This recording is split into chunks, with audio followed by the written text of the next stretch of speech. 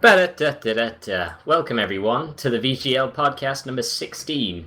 With me today, I have, in reverse alphabetical order, VertigoTeaparty. RavenValor95. Maddragon. That was so terrible. I'm sorry. That was the whole sultry. Do I have to? Yeah, I know. I was going to say, am I paying for this call? I was trying to do some sort of like soul fucking shit. Am I going to be embarrassed when this number shows up on my bill? Yeah, okay. And I'm IceBearJudges. Come on. Do you like metal IceBearJudges or something? Honestly, I did the intro jingle, so... And I don't think anybody built on that. Like, they tried, but, you know... Vertigo, he knocked out the the park. I don't park. feel the pressure. So, anyway, to shake things up, I thought we could discuss a game that we've been playing recently. Whoa. Guilty Q stuck, sorry. Reverse alphabetical order? Yeah, sure. Or normal? No. Alright, Vertigo, what have you been playing? Okay, well, technically I don't think I've been playing it in the last 2 weeks. I can't keep my time straight. Actually, I think it was. But anyway, it was the new episode, episode 2 of, I know, of Game of Thrones. See, as you pass a certain age, time is just a nebulous thing. It's like, it was last week or 10 years ago. I don't know the difference. Thank you for postponing your nap, by the way. We do need to kind of chop. I got dreams to be having. Okay. And drool to be getting all over the pillow. Yeah. So, yeah, Game of Thrones, episode 2. By the way, Telltale presents Game of Thrones. Game of Thrones, a Telltale Games series. The is what longest it's called. title for by a video Telltale. game. Telltale's Telltale Games, a Telltale Games collection. Game of Thrones by Telltale for Telltale, part of our Telltale range. Anyways, I don't think they could have possibly made the title of that game any.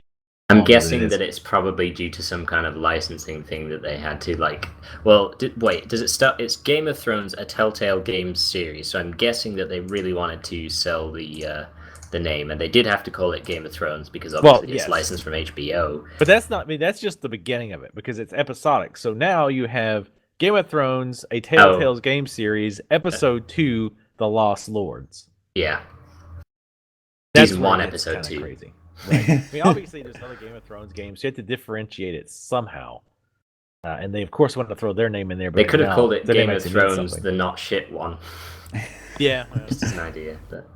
I actually want to play those because Game of Thrones. You can skip the strategy game. You can play the RPG if you want, but it's... Yeah, I've heard the RPG's okay. It's okay, yeah. I think I bought them on Humble or something. I don't know. Anyway. It could be. Would those be a good introduction to the Game of Thrones universe? What? The RPG, because I also own it, and I haven't played it.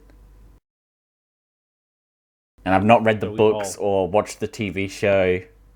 It's completely unrelated story because it's already it basically can't fiddle with the lore or the main story or anything. So basically, it does what the Telltale game does as well, in that it creates its own unrelated story that doesn't affect anything that happens overall, but occasionally cameos popular characters. Although in the case of the RPG, it only had like a couple of them with their actual voice actors.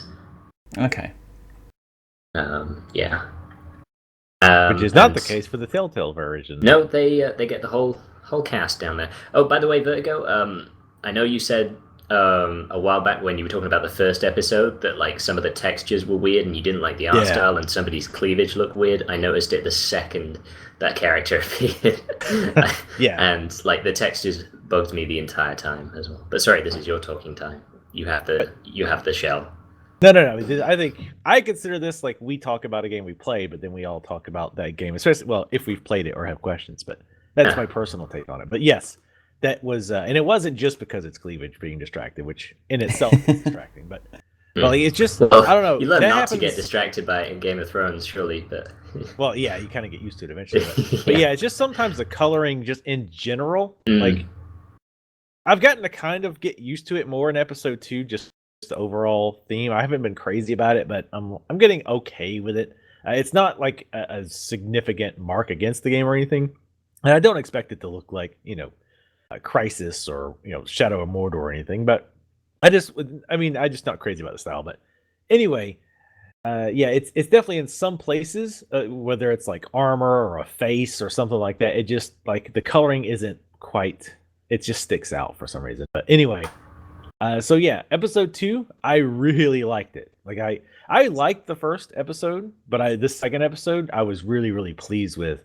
It doesn't have it, and I'm definitely going to avoid any significant spoilers, but it doesn't feel like there's any, or it feels like there's less like really big decisions that you make during this episode. Okay. But it seems to be more balanced in that your decisions you're making are more important, if that makes sense. Like on average, the choices seem to be more important, but there's not any big, oh God, this is a really, really huge choice I'm making right now. At least That's the way I felt. Okay. That's cool, because that's sort of what Telltale games, like, I've noticed they've sort of, like, in The Walking Dead Season 2, I noticed they sort of wrote themselves into a bit of a rut where you'd have, like, no choices for, like, the majority of the episode, then they're like, shit, we're doing a choose-your-own-adventure thing, aren't we? And then at the end, there'd be this epic climax thing. Sorry, what? Yeah.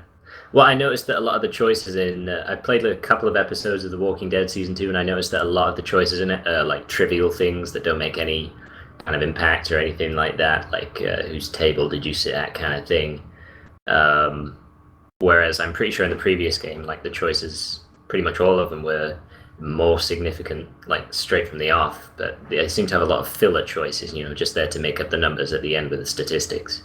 Yeah, like, right. I mean, in Walking Dead Season 1, if you'd said something smelled like manure, Clementine would then, in a later episode, say it smelled like manure. But if you said it smelled like shit, she'd say it smells like shit, and everyone would be like, geez, you're a terrible parent. Huh, I didn't know that was the consequence of that. I mean, I was polite, but yeah. Yeah, so...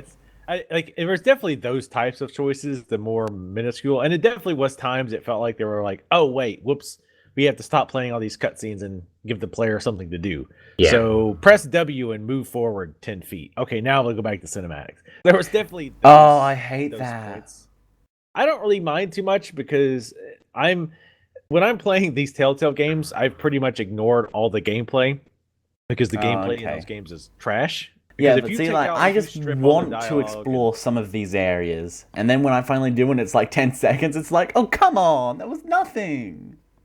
I mean, when it happens, it's pretty obvious. Like you're like on a path, and there's literally nowhere to go but forward. Like, it's like, The Walking Dead 400 Days did something like that, and I wanted to like explore, but all you could do was hold W. Like, you literally couldn't do anything. You could hold W, or you could not hold W, and that was your entire game. Yeah. Did they have statistics for people who did and did not hold W? Yeah. You stood there for 5 hours like an idiot. But no, this is definitely not an exploration game. So I don't really care about stuff like that because I know when I'm playing it, I'm not going to be exploring. There's not going to be all this stuff to find. It's going to be telling me a story. I'll have a part in it as far as the decisions go. But that's what I take it as.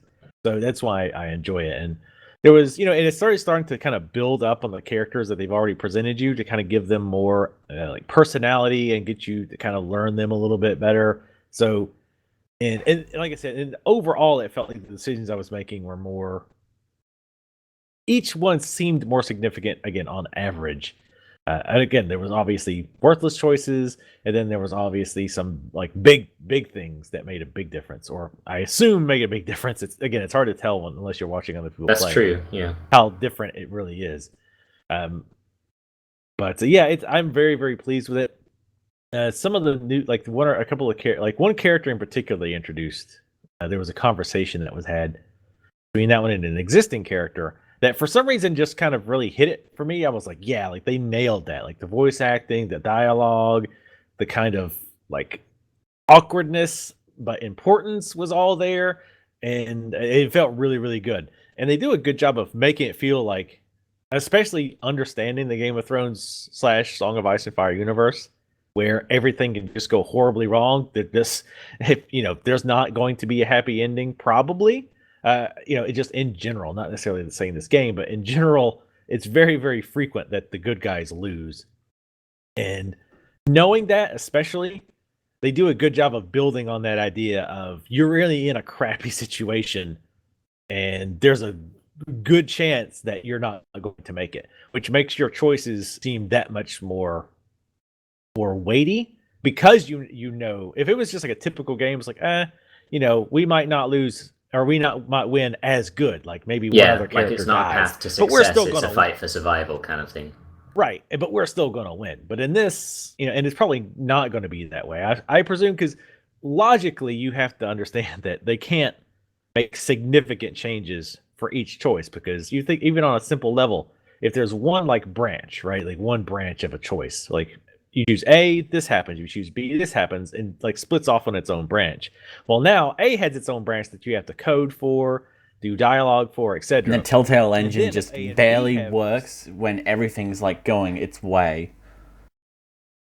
Well, right, but then you have like choices A and B, and like say A's got its own branch, so now you've got like C and D, and then B's got a branch that's like E and F. So you can see how very, very quickly things could spiral out of control. That's kind of the answer to the complaint with a lot of people complain about with The Walking Dead Season 1 was that, ultimately, however you played the game, things would end up more or less exactly the same by the end. But, that's the whole problem, is that they have to close those branches at some point. Otherwise, it's just going to, increase the problem with exponentially, it, and the I cost think, will go through the roof. The problem I think with it is that the illusion of choice in The Walking Dead Season 1 was like way better, but in say like Season 2 or something like that, you sort of tell that your choices aren't having the impact that you would like. And so I think it's not so much that, your choices do have a consequence, it's that you don't think that your choices have a consequence. You've seen them there behind the curtain. That's true. Right. I feel... Yeah, like Dragon Age 2. I heard there was one decision in particular in Dragon Age 2 where, like, no matter what you did, you had to fight this one monster or something. And, like, the choice... Like, one choice was just so ham-fisted, like, you chose this, but you have to do this anyway. Like, it was just bad. But that's a great game for pointing out really bad design. But yeah, I was definitely very, very pleased with this. Again, as a hardcore fan of the books and the show, I think it was really good. I liked it better than the first one because, like I said, it's kind of developing on existing characters. It's kind of putting people where they need to be, doing what they need to do. And I feel like the story's really, really coming together. And the voice acting is great. The dialogue and the writing is really good. So, yeah, very pleased with it. Good. Cool. Raven, what have you been playing? So, I'm sorry, Maddragon, but I said to you I was going to discuss Dynasty Warriors, but Vertigo just talking about Telltale and all that made me want to bring up a game, but I didn't want to bring it up during his thing, so I'm going to talk about it now. So I actually wasn't going to originally buy Life is Strange until my mother told me to buy it because it's so cool and awesome and stuff like that. So after she convinced me to buy it, I did. And yeah, Life is Strange is a really good game. I think it really out-Telltales Telltales. Because you know how I was talking to you, Vertigo, just like a few moments ago about how, I want to explore these environments and stuff like that. Well, you do that in Life is Strange. Like, the main character, Maxine? I forget her name. It's Max. Okay, nobody knows. There are all these environments that you can explore, and she has little commentaries, or little comments to make about it, and it's really cool. Like, if you sneak into this person's room and you inspect her plasma, she's like, oh man, I should sneak in here and watch this, and try watching Final Fantasy The Spirits Within on this bad boy. And it's like, oh, okay, cool. Or if you, like, check out some tablets and stuff like that, it's like, oh, they're looking for new equipment. Or if you look around at, like, in your classroom, you can see, like, your friend who's seems to be suffering from depression, but you could totally miss that. And it's also got other sorts of consequences as well to choices, like in the short term. I'm not so sure about the long term because episode 1's only out, so it might be completely shit from here on out, and episode 1's the only good one. But like, there's certain levels where you can choose to say, like, someone throws a football at this girl, and you can tell her to move, or you can let her get hit. And you don't notice at first, so you can't warn her, so you've got to rewind time. And actually, should I explain, like, what the basis of this game is?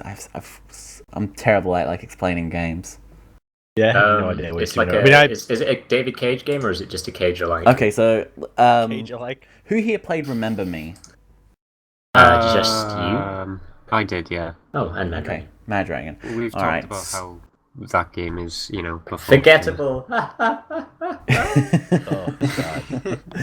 Well, in Remember Me, there are these sequences. Well, it's by the same developer. Don't nod. Okay. In Remember Me, there are these sequences where you remix someone's memories and change how they perceive the world. So you can make it so that their kid in a car crash ended up living, and that changed their world, or something like that. It's strange, but those were the best sequences in that entire game, and the rest of it was shit. So everyone was like, if you make a sequel, make it just more focused on the memory remixes and less so on the half-assed wannabe Arkham Asylum combat. And that's what Life is Strange is, basically. It's a time-traveling... Well, it's this girl who has the ability to rewind time, and then she uses it for her own gain or just to help people and stuff like that. And it's really cool. So you got to do the whole consequence stuff with, oh, if I do this, X will happen, or if I report someone, Y will happen, or if I don't, X, Z, whatever will happen. And so it's really cool how they've done like how in Telltale games, you talk to someone, you exhaust all their... you try talking to them, you go down a specific dialogue tree, and then you're like, oh shit, I can't use the other one now. I wonder what they were going to say. In Life is Strange, you just rewind time and pick the other one, so that's really cool as well. So you get to see all the dialogue. And so Max, it's all about this photography girl who has the ability to rewind time. And it's really cool because you get to explore all these areas, and you get to see the comments on them that she gives and her opinion on people. And it also is really grounded in reality, I found. So does she use her powers quite often to view Snapchats more than once? Just, to aim it at the kids. Sort of. They talk about Facebook and stuff and Kickstarter, but that's about it. Max will occasionally mention internet lingo and stuff like that. When she's texting people, she'll say kek instead of LOL or whatever. And when she drops something and breaks it, she'll be like, oh my god, you cannot be serial instead of serious. And I know people who say that stuff, and so even though it's super dumb, it's realistically dumb, I guess. Yeah, so it's not quite on Borderlands 2 level, so... Do you have them commit suicide when they say things like that? No, but see, I think it works because and then there are a bunch of... and then do it again. Or you could just have them say, all your base belong to us or something, and just rewind time so they don't say it. You could do that, actually. Well, not really, but... You can rewind time during dialogue, during conversations, so you can get some. So if you know something you're about to say is dumb and offends them, you rewind time, and then you get a new dialogue option saying oh, here's actually the right thing to say. Which is the earliest example is in your class, someone's like, does anyone know who X painter is? And she doesn't know, and then she gets yelled at, and then this bitch Victoria is like, it's, the painter who's fancy and stuff like that. Well, please let me kiss you, teacher. The painter who's fancy, yeah. Yeah. So you like Victoria, is what you're saying. Yeah. So you take into her quite a lot as a character. So you rewind, and then you steal Victoria's answer, and then you use it, and then Victoria's like, we on a desk bitch. Or something. Punch in the face. I don't know. But it's a really cool experience. It's a really cool game. I just love how much you can explore through the environments, basically. That's my favorite thing about it. And the fact that like the whole time reversal mechanic can be used in conversation trees kind of gives it a bit more backbone as well. Yeah, and it's. Oh, sorry. With all the multiple choices you can make in rewind time and changing the events of things. Yeah. How big of a part does that play in sort of like the overall story of it, or is it like there's only like one specific correct way to go through or something? Surely with so many different like possible outcomes for the options you choose, wouldn't that like have like a ridiculous amount of So it seems like it's a pretty ridiculous amount. So it's like a 90-minute episode, and every 30 minutes or so there's like this big choice. Well, actually no, it's the first 30 minutes there's a big choice, and then it's the finale, which is the the cliffhanger or whatever. And this goes on for like 5 episodes eventually, wouldn't it? Yes, I believe it's 5 episodes. It might. I'm not sure. I'll have to look it up. But so it goes on for about. So the choices and stuff like that do seem to have somewhat of an impact, but like I said, you probably won't be able to tell until the next episode. But there are a lot of like different sort of like pathways you can do. Like there are a lot of rewards as well. Like if you sneak into someone's room, you can mess up their photos and make it into a picture of them. Make it into a picture of a hand flipping them off, and then you can take a picture of that, and it's like, ooh, this choice will have consequences, which is basically their version of they will remember this. Yeah, that's 5 episodes. But the whole time travel mechanic does actually play a big part, because I think in 4 days a big massive tornado will basically destroy their entire city. So she's got to try and do something about that in the 4 days. And if she doesn't, well, time to rewind time. Yeah, if she doesn't, no big deal. Well, whenever she rewinds time too much, she starts bleeding and all that, or like starts getting in pain. So she can't rewind time too much. So I wonder if that's going to be incorporated into the gameplay as well, or into the story as well, where she rewinds time too much, and then it's like she's in the prehistoric age and stuff like that. That'd be amazing. That would sweep the rug from under the feet of the players, wouldn't it? Oh, this tornado's coming in 400 million years. Better be ready by the time the city's built. It turns out she's the one that created the tornado because she stepped on a butterfly during the prehistoric age. Yeah. That's all I had to say about Life is Strange. It's a really good game. You should definitely try it out. IceBear, you should definitely give it a shot. Okay. Play it through my Steam account. We'll have to set up family sharing. Right at. So this is the special time of the show that we like to devote to Maddragon talking about a game he's been playing recently. That's nice. Okay. Well, my turn. Maddragon talks about a game. I got my own jingle. That was quite nice. I like that. Thanks. But anyway, today what I'm going to be talking about is Monster Hunter. There's a surprise. Oh, God. I should have renamed the segment Maddragon talks about Monster Hunter. Yeah. Well, I can have it on just ready to go whenever he starts. It came out yesterday, so I've played a little bit of it, and I may or may not be continuing to play it right now as we do this podcast. But it came out. That explains why you're not talking that much. I noticed you were quieter than usual. No. That was because I got not much experience with Game of Thrones. So. I'm suspicious. I'm sure. But no, it's good. It's Monster Hunter. Only on 3DS.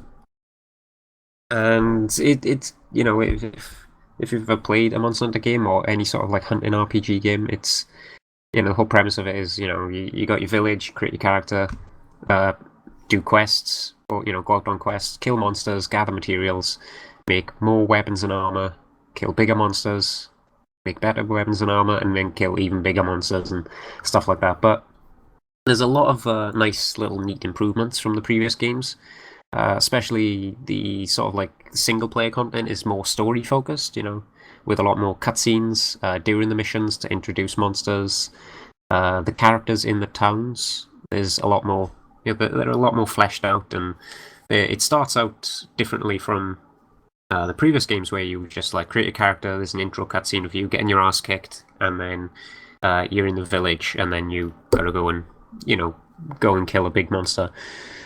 In this, you start off like on a sand boat is the only way to describe it. It's like a boat just like sailing through sand, and you're getting attacked by one of the biggest monsters in the game, and you gotta like try and fend it off. And then it goes from there that you're part of this traveling caravan, and you get to this first city, because I think there's multiple cities as well, which is a first for the game, for the series. And then, you gotta like build up your reputation as this hunter in this village, and then you accept quests of specific characters, and they explain, like they've got their own little, personalities and stories and stuff like that. And it's really good, really good single player sort of like focus on it. Is there any chance it will come to the Wii U? I hope so. I hope so as well, because I don't know. When I was playing the demo before we tried playing online and not being able to, what little I managed to play, I felt like the frame rate was a bit too low for my liking. Really? Yeah. Because I've been playing it on the new 3DS and it's very smooth, like 60 Well, FPS I'm playing it on the original 3DS. But the thing is, the previous one, 3 Ultimate, that was 60 FPS only on 3DS. On the Wii U, it was 30. Huh. So I don't know. I don't know if it's because I'm playing on the new 3DS that it's 60 FPS, but it feels smooth. It looks nice. It's got better textures as well on the new 3DS. They're a hell of a lot blurrier on the my XL that I got. Well, maybe it's not so much. Maybe it's not so much that it's low frame rate. It might just be I'm not used to it, because I mean it was the first time I'd ever played it, so I'm not used to like the attack rates or whatever. And I had just gotten off of Dynasty Warriors, where I managed to kill thousands of people in a millisecond. Going from like a button mashy game like that to this, not the best idea. But yeah, that's actually why I went from Resident Evil to Dynasty Warriors once I had finished Resident Evil, because it lets off some steam. But yeah, Monster Hunter? Waggle the... never mind. No, what? You hammer the buttons and waggle the sticks. That was what I was going to say. Push the buttons and waggle the sticks. But yeah, Monster Hunter.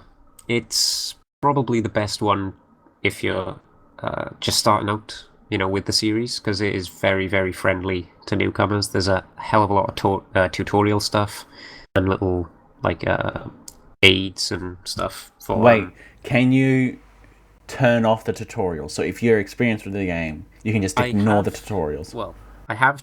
When you create your character, there's actually like an option. Do you want do you want like all the beginner tutorial stuff to appear?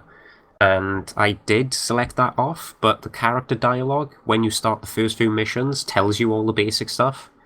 So I don't know if I accidentally didn't turn it off or not, or if that was it. But you can have the option to turn it off and on. That's good, because I hate tutorials in games where it's like, come on, this game's like 100 hours, don't want to waste any more of my time. Like, even though I did turn that option off when I started the game, it still felt like there was a bit too much talking and stuff, which is, like I was saying, the higher emphasis on the single player, with each character having like a personality and talking to you, and there's a bit more in-depth story to it. That sort of like mixes in with the tutorial speech that the characters do. Is it like an overarching story to Monster Hunter, or is there like a lore? Really. Is there like... Not really, no. Okay. Because before this game, before this, the basic story of like Monster Hunter, for like number 3, for example, the Lagiacrus, which is like this big serpent that, has electrical attacks and stuff, was attacking the village. And the whole story was you got to kill this big Lagiacrus that's attacking your village, and that was it. Well, that's good motivation. That's been the story for basically every Monster Hunter game, is just defend your village. So, It'd be interesting if throughout the games they started increasing like the technology in the game world, and then eventually you're in like the modern day and people are like protesting, "Don't hunt monsters" and stuff like that. Okay. I think you just had a Molyneux moment, Raven, but okay. Oh god. Anyway. Anyway. Playing it on the new 3DS. And it is so much better. The new 3DS, has got added shoulder buttons, it's got faster CPU and more RAM, and it's got this little C-stick. How much did Nintendo pay you? They didn't sound pay like me a damn anything. advert. No, I can't. I can't do anything with Nintendo because the way they are and shit. But yeah, he pays them to advertise. Yeah, of course. Yeah. But yeah, it's really good. The little C stick is good for the camera because before you either had to use the virtual D-pad, the C nipple as I call it, because it's not really. They call it a C stick, but it's not a stick. It's just this little. It's the GameCube start button. That's what it is. I've done size comparisons. Yeah. It's the GameCube start button. It probably is. It's just exactly the same mold and stuff, and they just slap it on there. Yeah. But it's really so weird. It's really good for the camera. It doesn't move at all. It's like totally pressure sensitive, but it's really responsive. Do you think it would allow like twin stick shooters to work on the 3DS, or do you think definitely. It's okay? Definitely, because I think yesterday as well there was a third-person shooter released on the eShop called Ironfall. Yeah, isn't that the one that's all about its pretty graphics and stuff like that? Oh yeah, it looks. Gears of War, but for the 3DS. 60 FPS.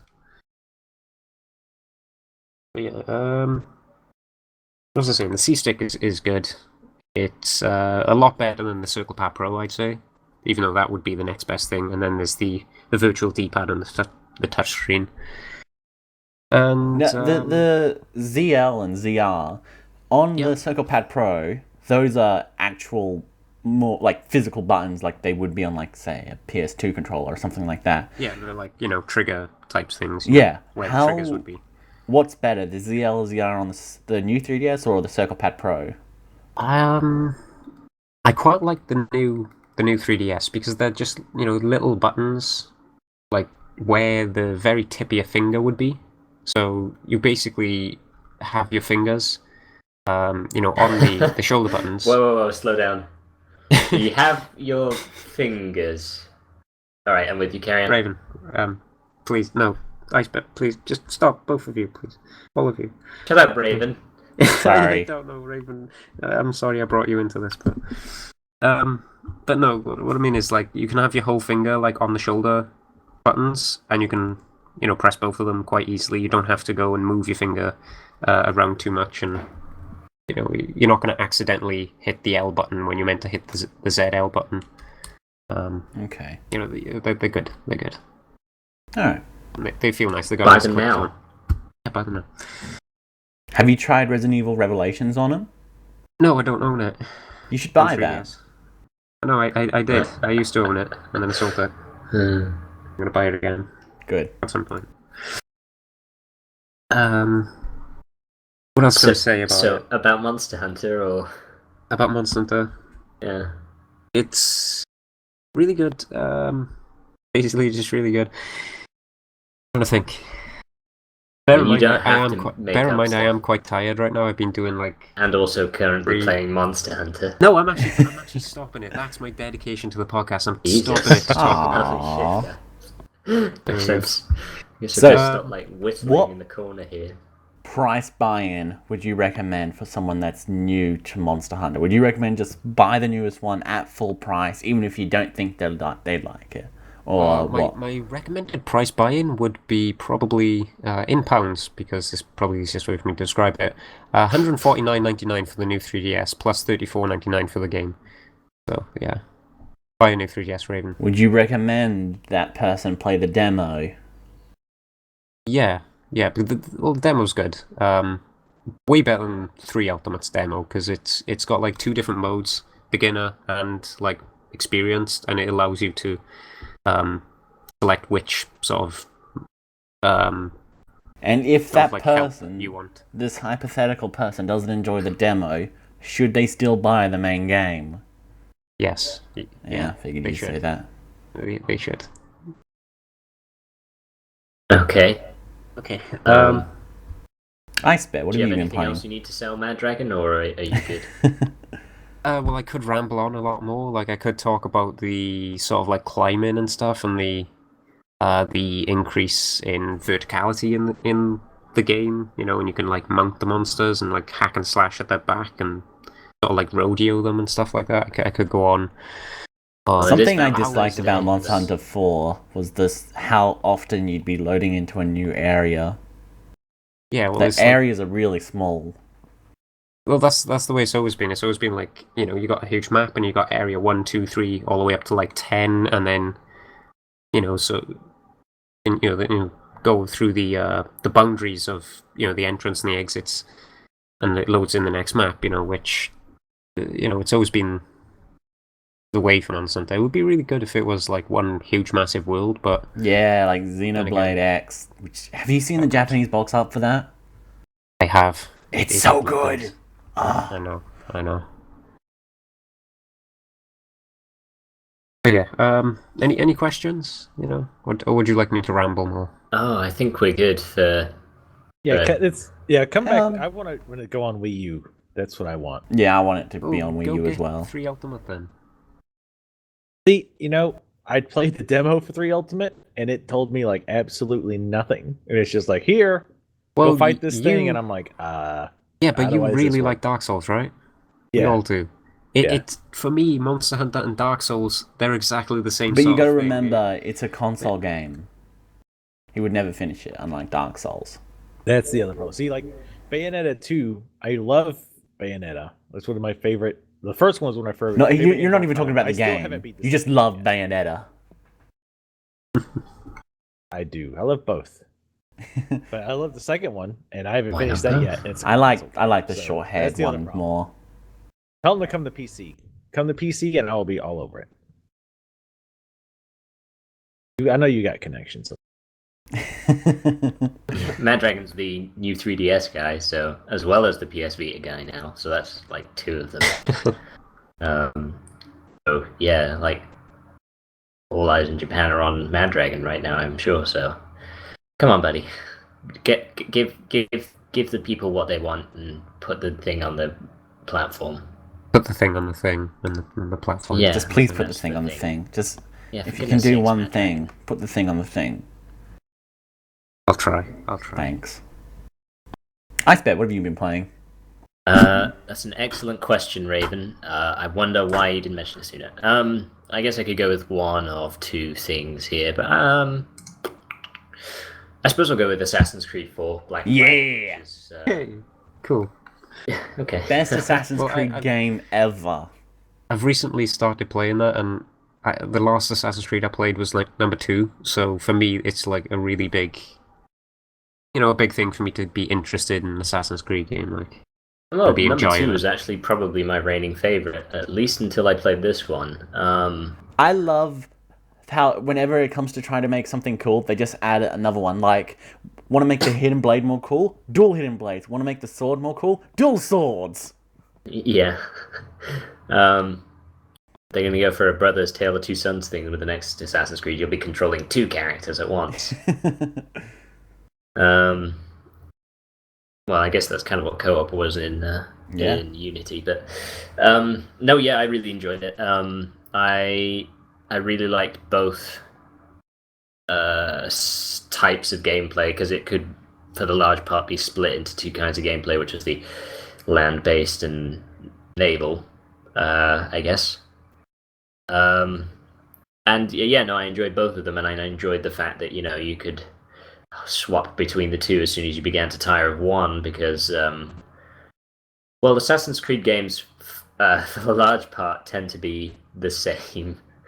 It's just certain elements of them that change each time, but this one is probably the most unique that there had been for some time. Like, they introduced naval combat in Assassin's Creed 3, but like, it was pretty boring. It was a side game. You didn't really need to do it aside from a few missions. It was, yeah, a few missions basically, and yeah, like the occasional side game. There was like one good mission involving ships in Assassin's Creed 3.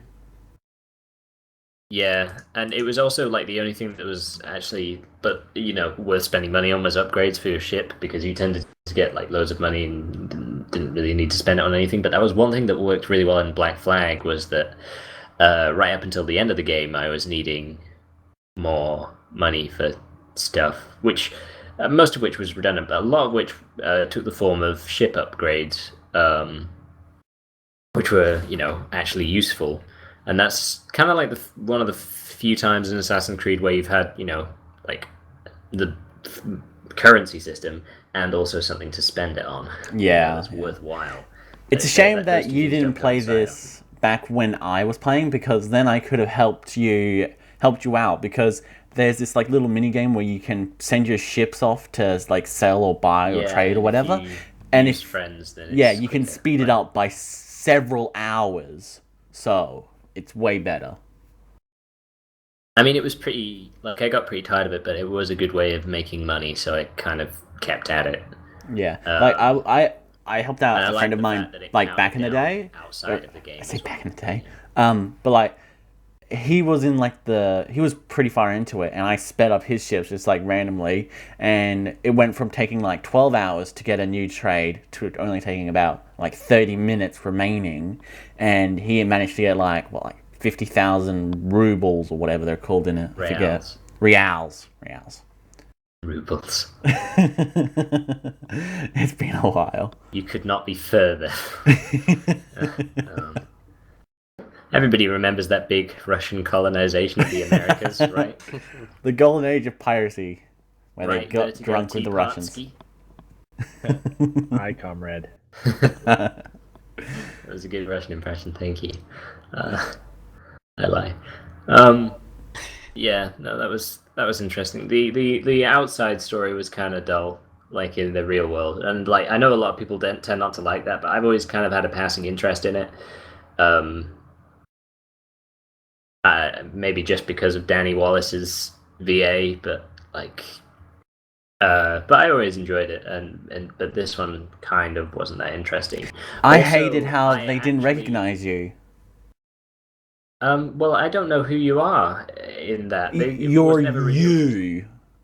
I'm me. Yeah. As in just me, the player, the person. Yeah, it's dumb. But oh, okay. See, I wish they had. I don't know, just like I wish they had recognized me, because when I saw who's the lady with the black hair? Oh, Rebecca? Yeah. When I saw Rebecca in the very first mission, I kept walking in front of the AI. I'm like, are you gonna say something? Dialogue? Come on, what's going on? Say something. And it's just she didn't recognize me, man, because I'm a different person. Yeah. It was weird. Yeah. It's like what happened to Valve with Portal. They were originally going to have They originally weren't going to have Shell in Portal 2, but when GLaDOS didn't recognize them, they got upset. So it's like, why didn't they do that here? Come on, we were friends. There's a very good reason why. I know, but yeah, I know. Wish. Yeah, exactly. You're kind of like on the outside of the interesting parts of the real world story, looking in. I do like the fact that, I kind of like the fact that it. Well, actually, I have mixed feelings. I initially liked the fact that they'd kind of skipped ahead of the whole December the 21st, 2012 as the end of days kind of thing, because they were in the future from that point, I believe, in the game. Or at least according to some documents or other, it suggested that it had been like a couple of years since Assassin's Creed 3, or since, the real world timeline there. I could be wrong on that. I could be dead wrong. But basically, I hacked all the computers in that building, which was a very tedious thing to do. And I was kind of hoping for the kind of payoff that you got with like the Subject 16 things in previous games. I say previous games, I mean Brotherhood and possibly 2. Revelations sucked in that front, but Revelations was terrible. Yeah. But no, it didn't give me anything like that. I didn't get any kind of reward, and to be honest, I didn't really care about any of the things it was feeding me either. Like, I didn't really care about young Warren Vidic and what he got up to or anything, because it wasn't especially interesting.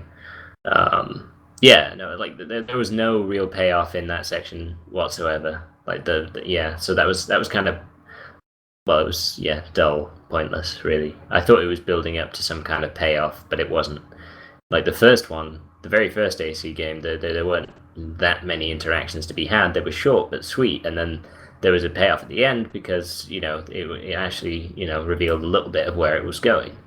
Whereas in this one it was totally lame. So yeah, that whole side of things sucks. But yeah, I read some of like the emails and stuff like that, and it felt like exactly like what you'd see in like a generic game company like Ubisoft, because that's where you work. You work at Ubisoft in Assassin's Creed 4. Like, write what you know, I guess. That they basically, they wrote themselves in as Abstergo Entertainment, but yeah. And I love the fact that they wrote themselves in as the villain. It's like even they realize they're a scummy company. Yeah. But yeah, the main game was fun. The story was kind of a little weird. Like the pacing was slightly off, I thought, but like it took a while to get going, in my opinion. Like I love that they managed to pull an Ocarina of Time with one of the characters. I'm not sure if it counts as a spoiler because it happened in real life. Mary Reed. Right. Yeah. Yeah. No, that was cool. Yeah. I thought that was really cool because I got a lot of Zelda-y vibes from it, mostly Wind Waker, because the whole ship stuff. It basically took too long too long to sort of for it to become like a game about being an assassin. Basically, it was always like you were, but you weren't actually doing anything for them, and it was a bit tedious. Like you kind of got sick of Edward's whole I'm just in this for the money thing, and But towards the end, it really started to like come together. The whole point of it just took a while in getting there, and it was quite a satisfying ending, really. Yeah, I think I'm honestly okay with him not being an assassin, even though it's in the title, Assassin's Creed and all that. It's like I was fine dicking around because I felt like me and Edward were on the same page. Like I'm just in here to fuck about. So yeah, in that regard, I enjoyed it. The piracy aspect of it, really, which I guess was one of the more fun bits. Like I really loved. Eventually, I did it so much that I got sick of it, but I still needed more materials. Yeah, but I did enjoy the capturing ships and whatnot. I'm in agreement with like Yahtzee, where if it wasn't for the sea shanties, I would never come back to land because I just want them to sing new songs. And that's it. That's the only thing I want. I kind of got that way, but I ended up getting all the sea shanties, and then like there was some that I didn't care that much about, and I was like, I found that kind of idea funny because like you'd be at the helm of this like fearsome pirate ship, and you'd just be like, boys, let's have a song, and then they start singing, and you're like, no, I don't like that one. Sing a different song. Do you take requests? No, but I love playlist shit. I put it the playlist. They should have put the playlist in from Watch Dogs, where you can select your own favorites and stuff. Get a playlist going. Yeah. I like the idea that he takes these shanties back though, and he like extensively drills his crew in singing these. Like he's got, right, you're the leads. Come on, don't let me down. You can be the backing one. You can be the one that makes the whooping noise halfway through. All right, this is Leave Her Johnny. I love this song, so make sure you put your all into it. All right, so now let me hear your Leave Her Johnny. Leave her. Nah, you're fired. Get out of my ship. Yeah, it is good that like there's always at least one vocally talented member, like crew member aboard, because like I realized as I was going through like I must have lost 100 because I got the achievement for recruiting like 500 crew members, and I thought, wow, how many does that mean I've lost? So I must have replaced everyone at least once, basically. But there's always been a couple of guys who are able to form a chorus. And that was encouraging. But I love the fact that the Assassin's Creed 3 minigame, where you have to collect papers for Washington or whatever, like in that Benjamin Franklin's. I don't care. That game in one ear out the other. Yeah. That yeah. minigame, that side quest never made any sense to me because you started it as your dad, and then when you became Connor, he is still doing it. Without any explanation, Connor's still doing it. Yeah. Yeah. And it's also impossible to finish as Hathan, but yeah. But then, then in Assassin's Creed 4, they just make it, you get songs for it. And it's like, this is so much better. I don't care about old fuddy-duddy. That's the thing. There were some things that didn't make, like the Animus fragments, complete waste of time. They don't do anything. They don't do anything? Well, I didn't collect all of them, like every single one. I didn't. I'm collect going the to ones in Google it because Open I Sea. collected a bunch of them as well. I 100%ed all of the locations, but it just unlocks cheats. I think is the idea, because it's part of the Animus challenges. Or Oh like that, yeah, which I yeah. guess is Oh, I part of think the... it turns all your crew members into skeletons or the characters from or raving rabbits. Oh, okay. Well, I'm glad I didn't waste all that time then. I actually think that's kind of cute though, turning them I all guess. into raving rabbits. It's cheats are fine. Cheats are fine. Yeah, cheats are fine, I guess, but like a lot of the collectibles are just pain in the backside.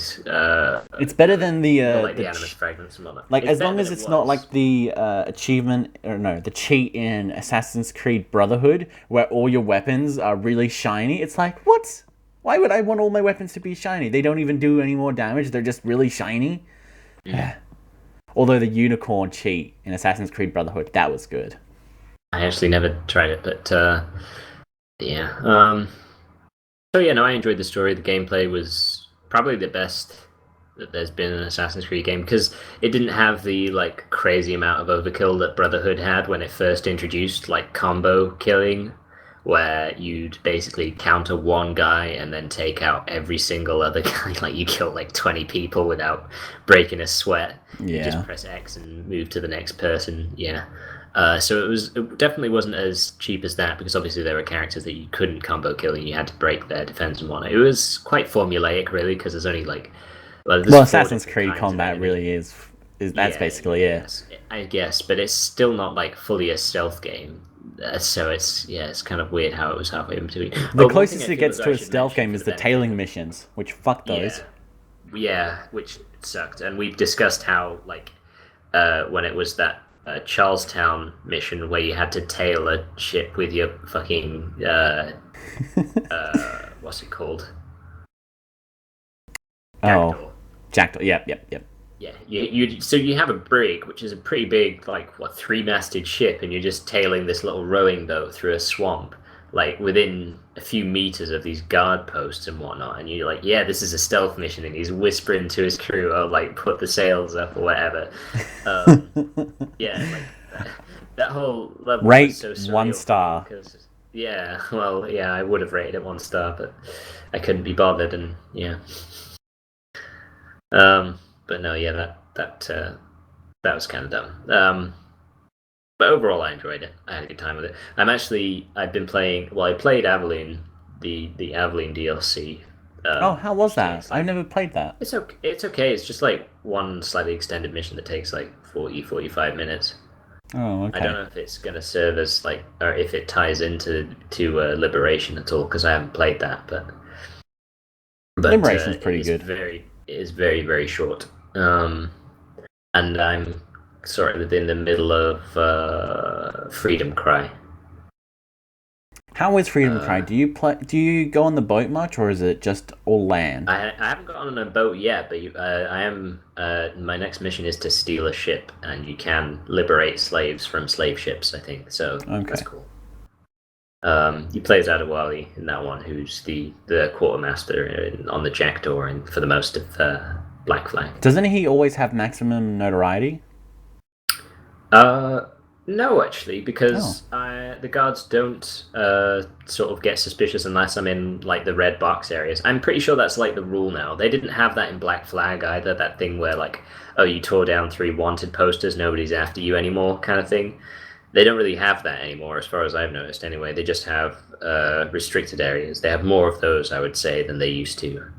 Okay. And I think that's just how they program it now. Is that they? Well, I think they brought back notoriety in Unity. I'm not sure. Oh, have they? Oh. Maybe it's because you're Google already search. notorious in Black Flag because you're a pirate. Yeah. But wait, they have it at sea. They have the hunter ships. They don't have it on land. So on land, you're like anonymous all the time, and at sea, you have a notoriety level, and eventually privateers come after you. So I guess that's the trade-off. All right. But yeah, we should probably move on from that. All right, news time. Dun, dun, dun, dun, dun, dun, dun, dun, dun. Thank you for joining in. I'm sure Raven especially would be surprised to hear that Sony Online Entertainment has become Daybreak Game Company, not affiliated with Sony. Also, layoffs have begun at Daybreak Game Company, so lots of people were let go, unfortunately. Not to any great surprise, but yeah. Yeah, it's always sad whenever people lose their jobs. I thought PlanetSide... aren't these the PlanetSide 2 people? Yeah. Yeah, I thought that was doing really well. It's coming to PS4 soon, or it might not. Well, I guess. I think some of the people too are working on the EverQuest Next or Landmark. All right. Didn't they also do H1Z1 or Z1? Sorry, Vertigo. That's the latest thing. Yes, I guess that wasn't doing too well, and so the Reddit post you've linked to in the Google Docs, the topmost comment is that there will be mass redundancies. This is inevitably going to happen. To be fair, it was pretty predictable anyway, but yeah. That's still not great. Yeah, that sucks. Hope everyone lands on their feet. Yeah, definitely. Sorry for interrupting anyway. No, that's fine. I was done. Oh, okay. Maybe I didn't. Anyone got anything to say about this, or is it just basically... I mean, hope they all land on their feet? Played PlanetSide 2 once. I didn't like it. I don't know what H1Z1 is, actually. I should really find out, because I'm... it's just like... Yeah, you don't. Is it a zombie game? Or... Daisy type thing. Oh, okay. Yeah, so just another one of those. Grand. Okay, so, I mean, it doesn't seem as though it's going to affect me at all, but, obviously I wish the very best to the people who lost their jobs because their company got bought out, because that's bullshit. Yeah, it's kind of strange, though, because, I mean, it wasn't too long ago that I felt like they were doing really well, because they had just recently gone into the Guinness World Book of Records for, the most amount of people ever playing an online game at once in PlanetSide 2. So I was like, oh, wow, cool, they're doing really good. And then it's actually, everyone's getting laid off, or, a lot of people are getting laid off. And it's like, oh, okay.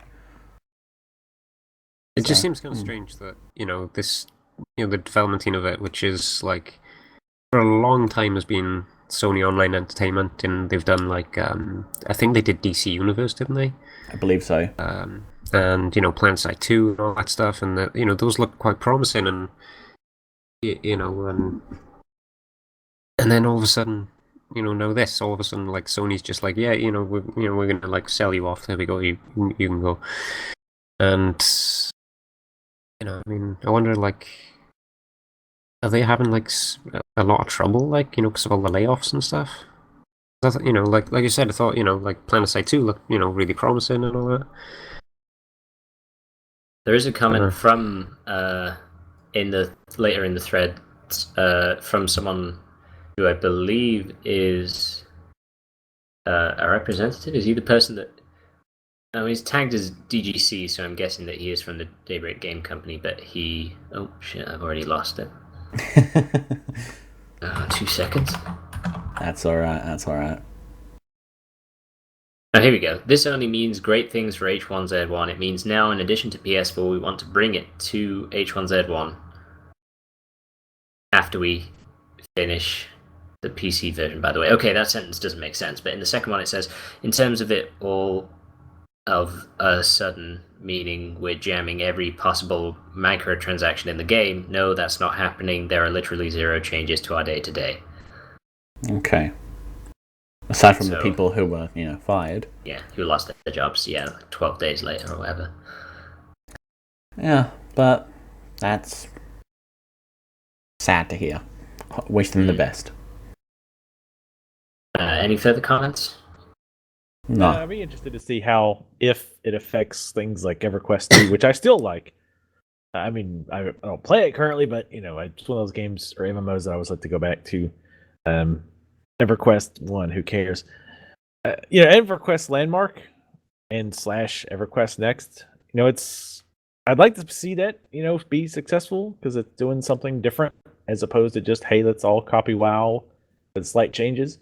Because it seems like nobody can do that other than the Korean MMO makers. They seem to be the only ones who's really trying to deviate from the typical formula. And so But we'll see what happens. But yeah, I guess it's kind of good, kind of bad. They're kind of off doing their own thing. I guess we'll see. But I'm actually hoping. I actually have EverQuest Landmark. I just haven't played it. I bought it like a long time ago on Christmas sale or Thanksgiving sale. Is EverQuest Landmark the same as just Landmark? Because I got invited to the Landmark beta. All right, okay. I didn't realize that was an EverQuest. Landmark is the one where there's not really any fighting. I don't think there's just crafting and building, and then and then next we'll somehow integrate Landmark. I don't know. It's confusing, but that would be cool. But anyway, I would interested to see how they'll come out from this. Yeah. Okay.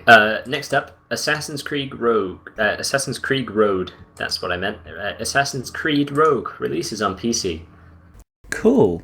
I'm really excited about this because my brother bought the PS3 version, but I didn't quite like the frame rate because the PS3 port or whatever isn't really that great. So I'd like to play it on PC because, well, that's where I've played the majority of the Assassin's Creed games, and that's, where I'm comfortable playing them.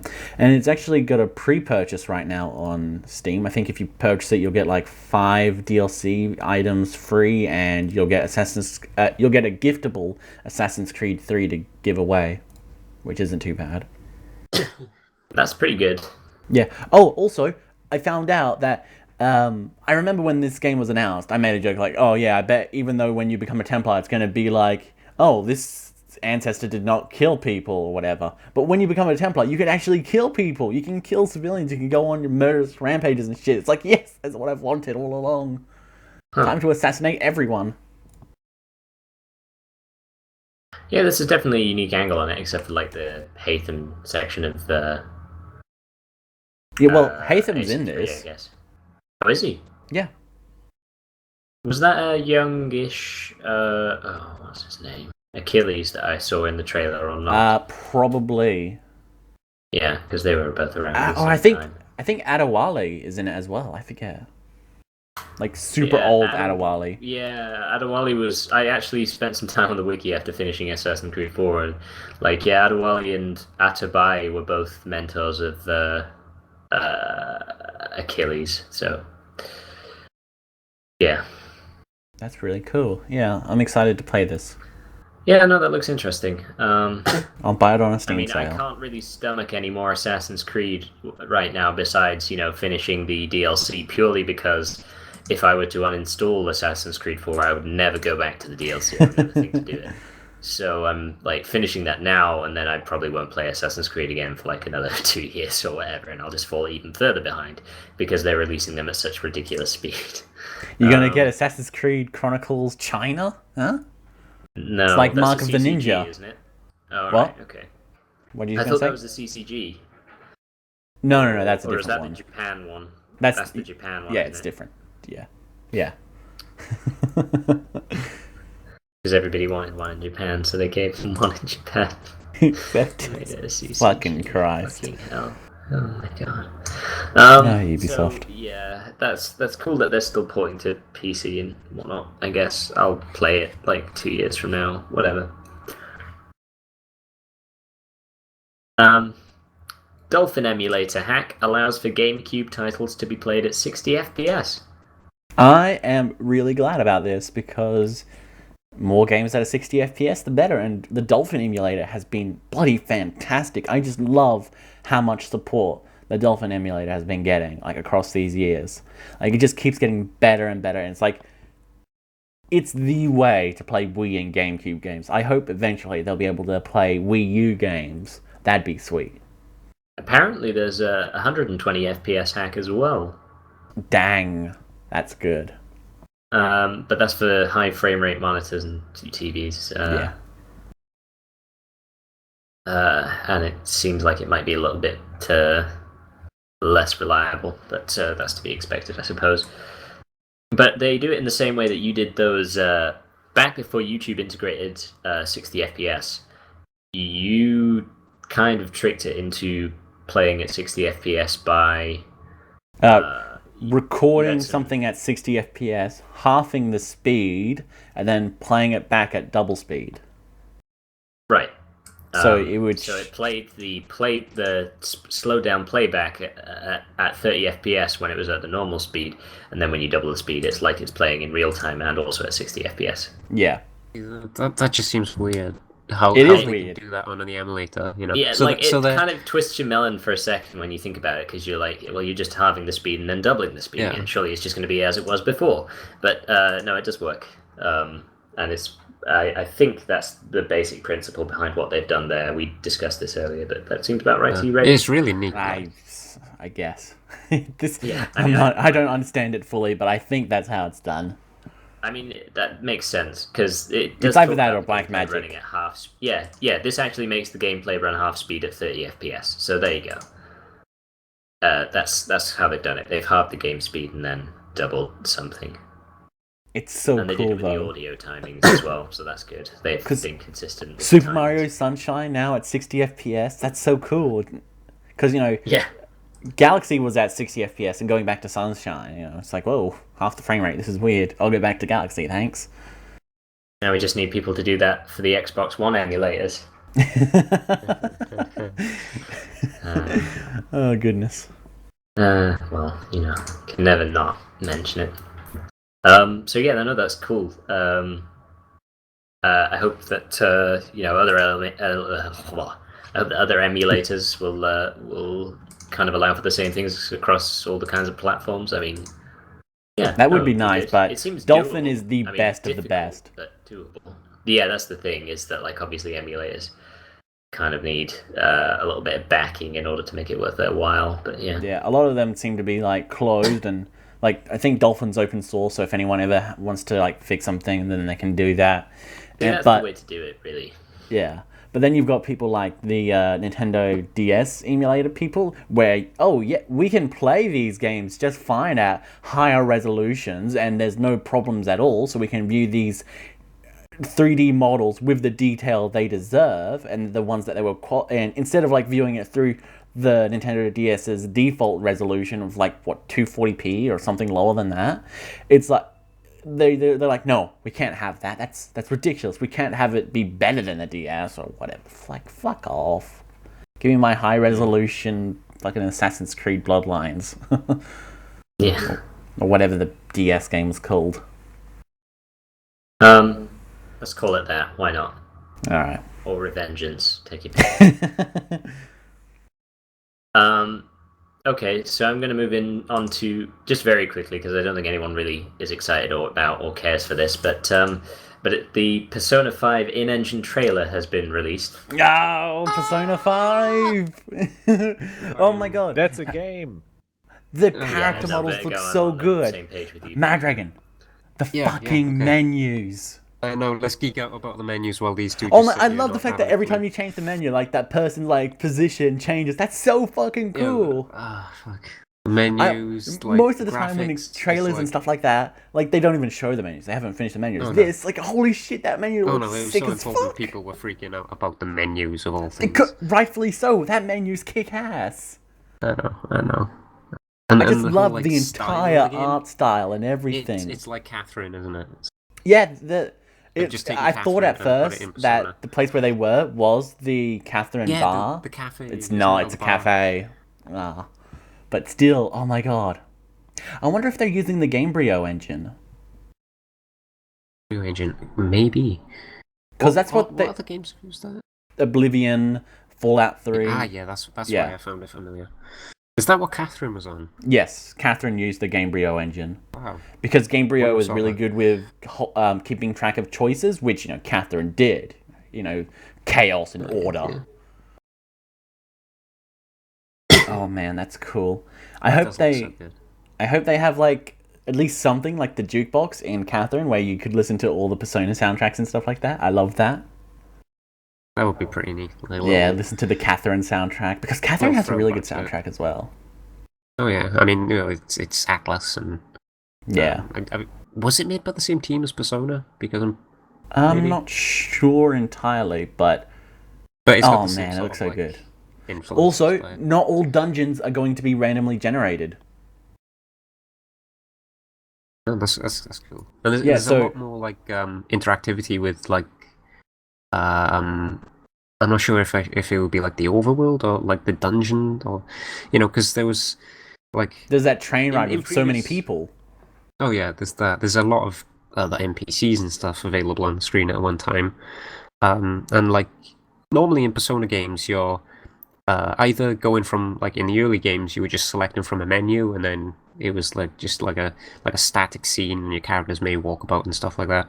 And then in Persona 3 and 4, it was like 3D models. But they were chibi and stuff like that, and I didn't like that. Chibi style. And you move from one area to the next, and it would sort of be, okay, you're on the shopping market, and then you go to the map, and then you select your home and stuff like that.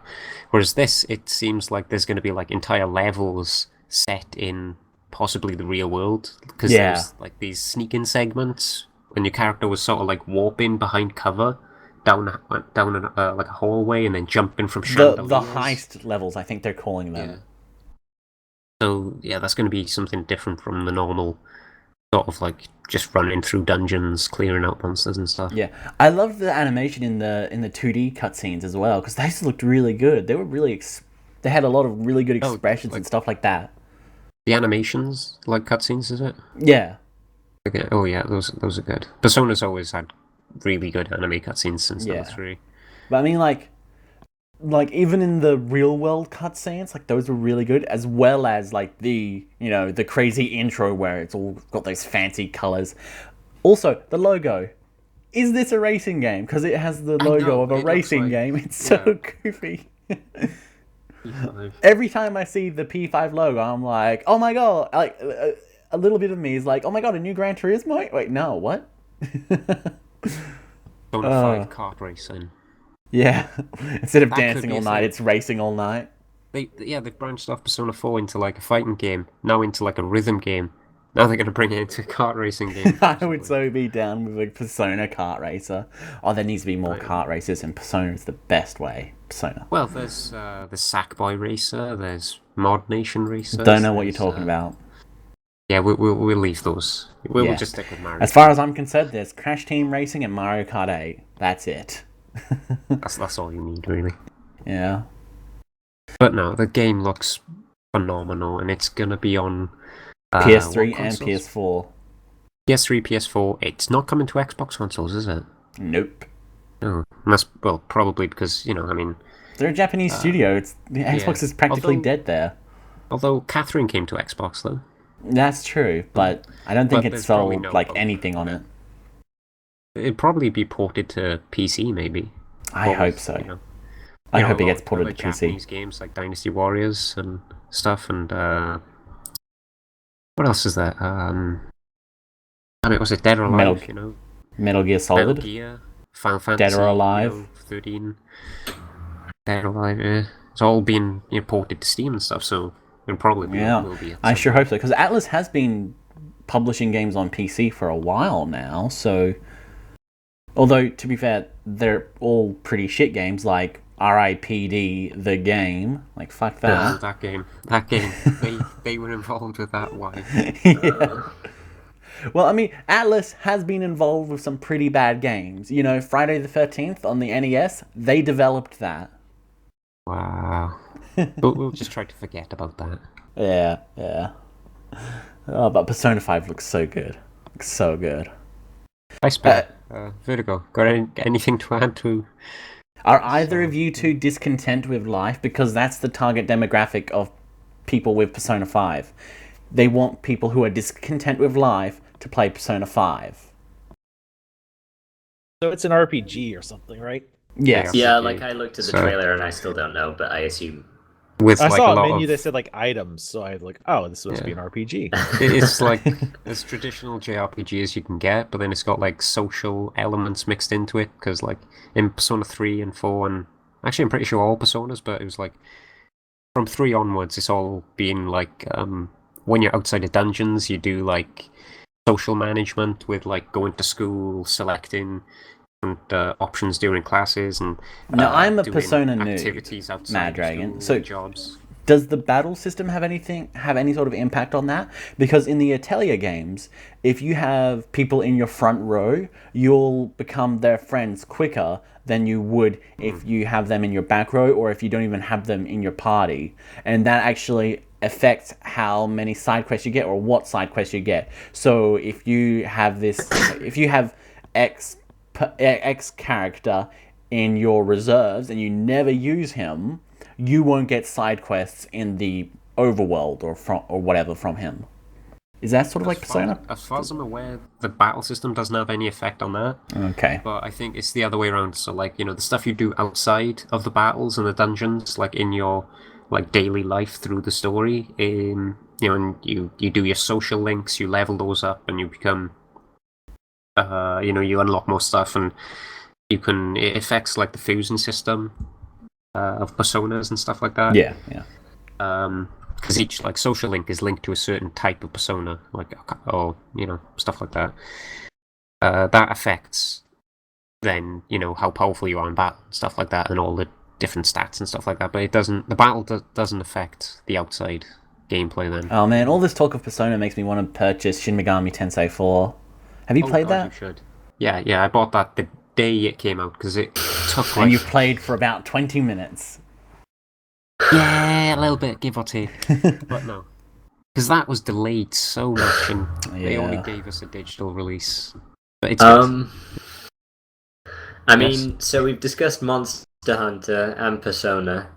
Should I just throw in a Dark Souls story for the sake of it at this point? Or we through the looking glass here? The Maddragon cast next month, so okay, well, let's move on to Dark Souls like Goddess. Goddess developers are struggling to implement Kickstarter promises and multiplayer, and Peter Molyneux has already begun work on another project. Oh god. Good old Molyneux. Although, according to the Rock Paper Shotgun interview, he's like, are you trying to drive me out of this industry? So we might not get that game. I'd like him to be driven out of this industry. I mean, here's the thing: is like he obviously has eyes bigger than a stomach, and he has no. Even after as long as he's been in this industry, he has no realistic concept of what would be cool to be in a game and what can actually be in a game given X amount of time and Y amount of money. Like, he has no abilities whatsoever in that department. Well, the thing is, with things like that, they should really not have him as like a project lead. Certainly, like George R. R. Martin had a TV writing career, and he, like in one of his books, he writes how everything he ever wrote for TV was too long and too expensive, basically. But that's when people step in and just say, no, you can't have that, you can't have that, you have to choose between this and this. Whereas, there seems to be a sort of a constant attempt to try and meet his over-promising with the project, which is what has basically bankrupted them. Which is, I should probably add, is the reason why they're struggling to implement promises at this point, is because they're running out of money and they don't have things that were supposed to be in the base game, never mind the additional things that they wanted because of the Kickstarter. Yeah, and it was supposed to take 9 months, I believe, to develop Goddess. And it's been about 3 years. Yeah, several years. Wow. And it's so they're just a bit, delayed, just a bit. Yeah, and what they have at the moment is a really underwhelming game. It's free to play on iOS or whatever. Peter Molyneux says that the lovely. PC version is 53% complete. 53. So in about 16% complete. So by 2020 or whenever Kingdom Hearts 3 releases, we might be able to play Goddess. Which I'm pretty sure none of us will want to, because it's a shit game. It doesn't look. That's the thing. That's the thing that most boggle people's minds, is that after all these promises and stuff, it's actually quite average. Yeah, I feel sorry for the guy who was going to be the god of gods. There was a Eurogamer article about the guy who won Curiosity, which, if people remember, was the game released by Peter Molyneux, where basically people tapped on cubes to get to the final cube in the middle of all the other cubes. And it was like a DLC experiment. Cubes, yeah. So like the people actually paid money to do this. You could pay $1,000 to remove 10,000 cubes, or you could pay $2,000 to add 5,000 cubes or whatever. Yeah. So. Yeah, that winner. I think it's quite rightfully described as an experiment. I can see how that's an experiment. That's fair. That lived up to the fact that it was an experiment. It was also, nickel and diming people for a reward that hasn't been delivered upon yet. Yeah. But in fact, it wasn't even nickel and diming people. It was like they weren't being forced to pay for anything. But damn, that's an expensive cube there. But. Yeah, basically the winner of that is a guy from Scotland, I think. He seems like a good lad. Like, a few years ago, he wasn't that big a Peter Molyneux fan. He just sort of heard of it from someone, curiosity. And yeah, the idea was that he would be the god of gods in Goddess, which would be somehow related to the multiplayer feature, and would also entitle him to 1% of the profits, I believe, from the game. For a set amount of time. For a set amount of time, right. I think they said it was 6 months. Okay, and then I'm guessing that the idea is that the God of Gods thing was something that people could compete for in multiplayer or something like that. I don't know. It seems like that's where that was heading, because they're basically saying that the God of Gods thing might not be viable now that the multiplayer is also falling through. Well, the way that I understand it is that the God of Gods is that, well, it's a God game, and yet they're going to have, God v God, but he would sort of be the God of Goddess. Yeah. So yeah.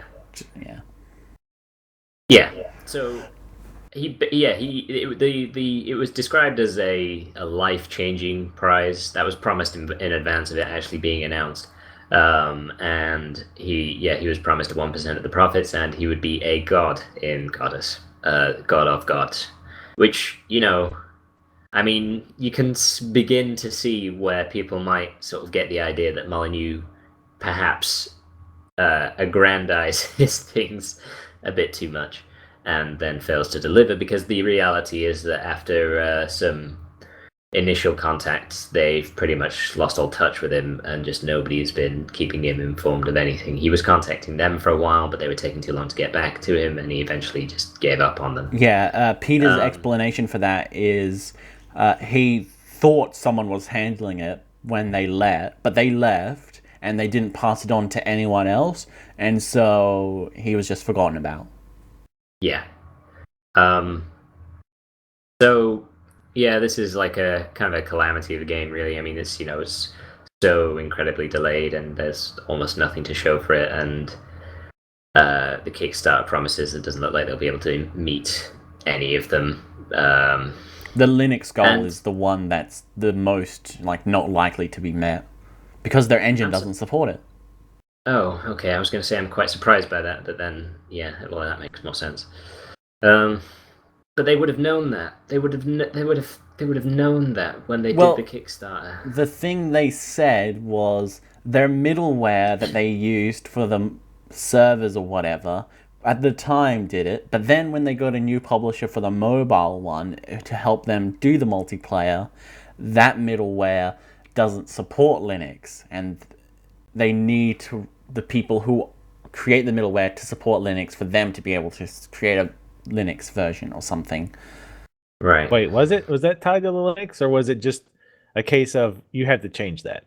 I didn't really see specifics as to why they had to change it, other than the publisher that is not even PC related. The publisher had them change it to the multiplayer stuff so that they could actually implement multiplayer, because what they were currently doing wasn't working at all. So, yeah, but then when they managed to get multiplayer sort of working, they're like, oh, turns out this doesn't support Linux at all. One of our stretch goals that we met and we have to fulfill.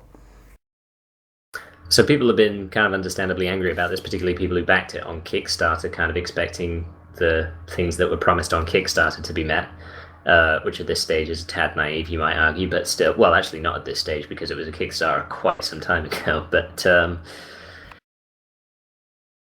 yeah, there's been there's been all kinds of reactions to it, and the article that we've got linked to in the Google Doc is a particularly heated interview, I guess, in an exceptionally long one as well, with Peter Molyneux. It's a rock paper shotgun article. I'm not sure if I mentioned that. What was the interviewer's name again? Was it Walker? Is that John right? Walker. Yeah. Yeah. And so the very first question in that interview is, are you a pathological liar? Stress on the pathological to kind of suggest that he's a liar out and out, and he's just wondering if it's pathological. And it kind of carries on in that tone. It's kind of contradictory as well.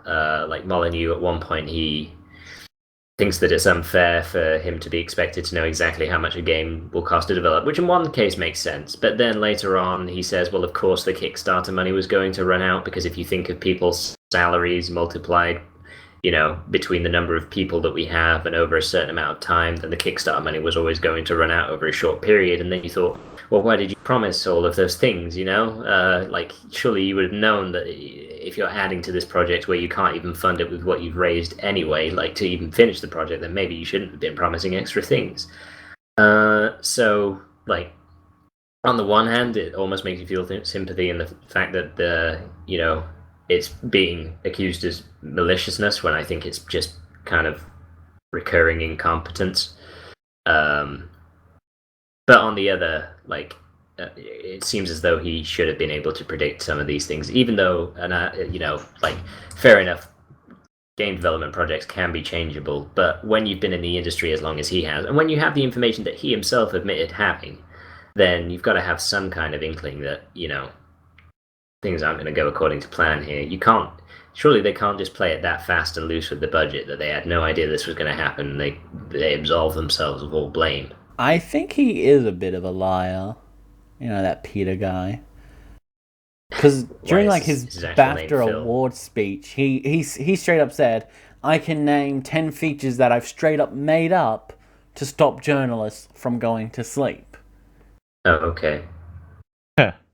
So, well, I mean, I don't know. In general, I don't think he's a liar. I think, like you say, I think he's a combination of gross incompetence and just delusion.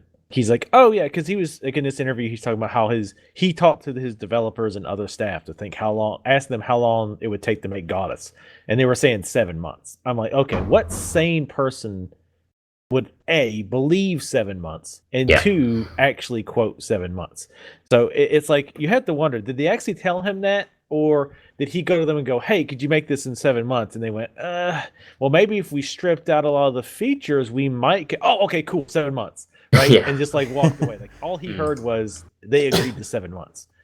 So I don't think he's malicious. I think he's just incompetent. Yeah. And I don't see a problem with his thing. This seems cruel, but I don't have a problem with him not being in the industry, because he's bad at it. He's obviously very bad at it. Having 1 or 2 good games 30 years ago doesn't mean you're any good now. It's and a lot of people have compared Molyneux with Tim Schafer, and I think that's relatively apt. Obviously, Schafer and Double Fine haven't screwed up as badly and as long as Molyneux has, not even close. But he's getting there.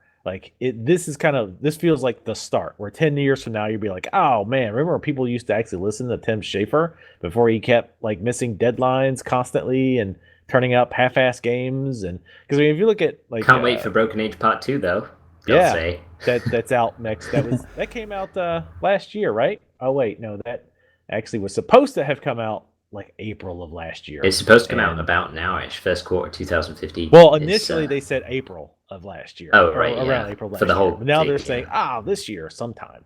But it's mind-blowing that, and yes, games cost a lot to make, blah blah blah. But how much did Broken Age make?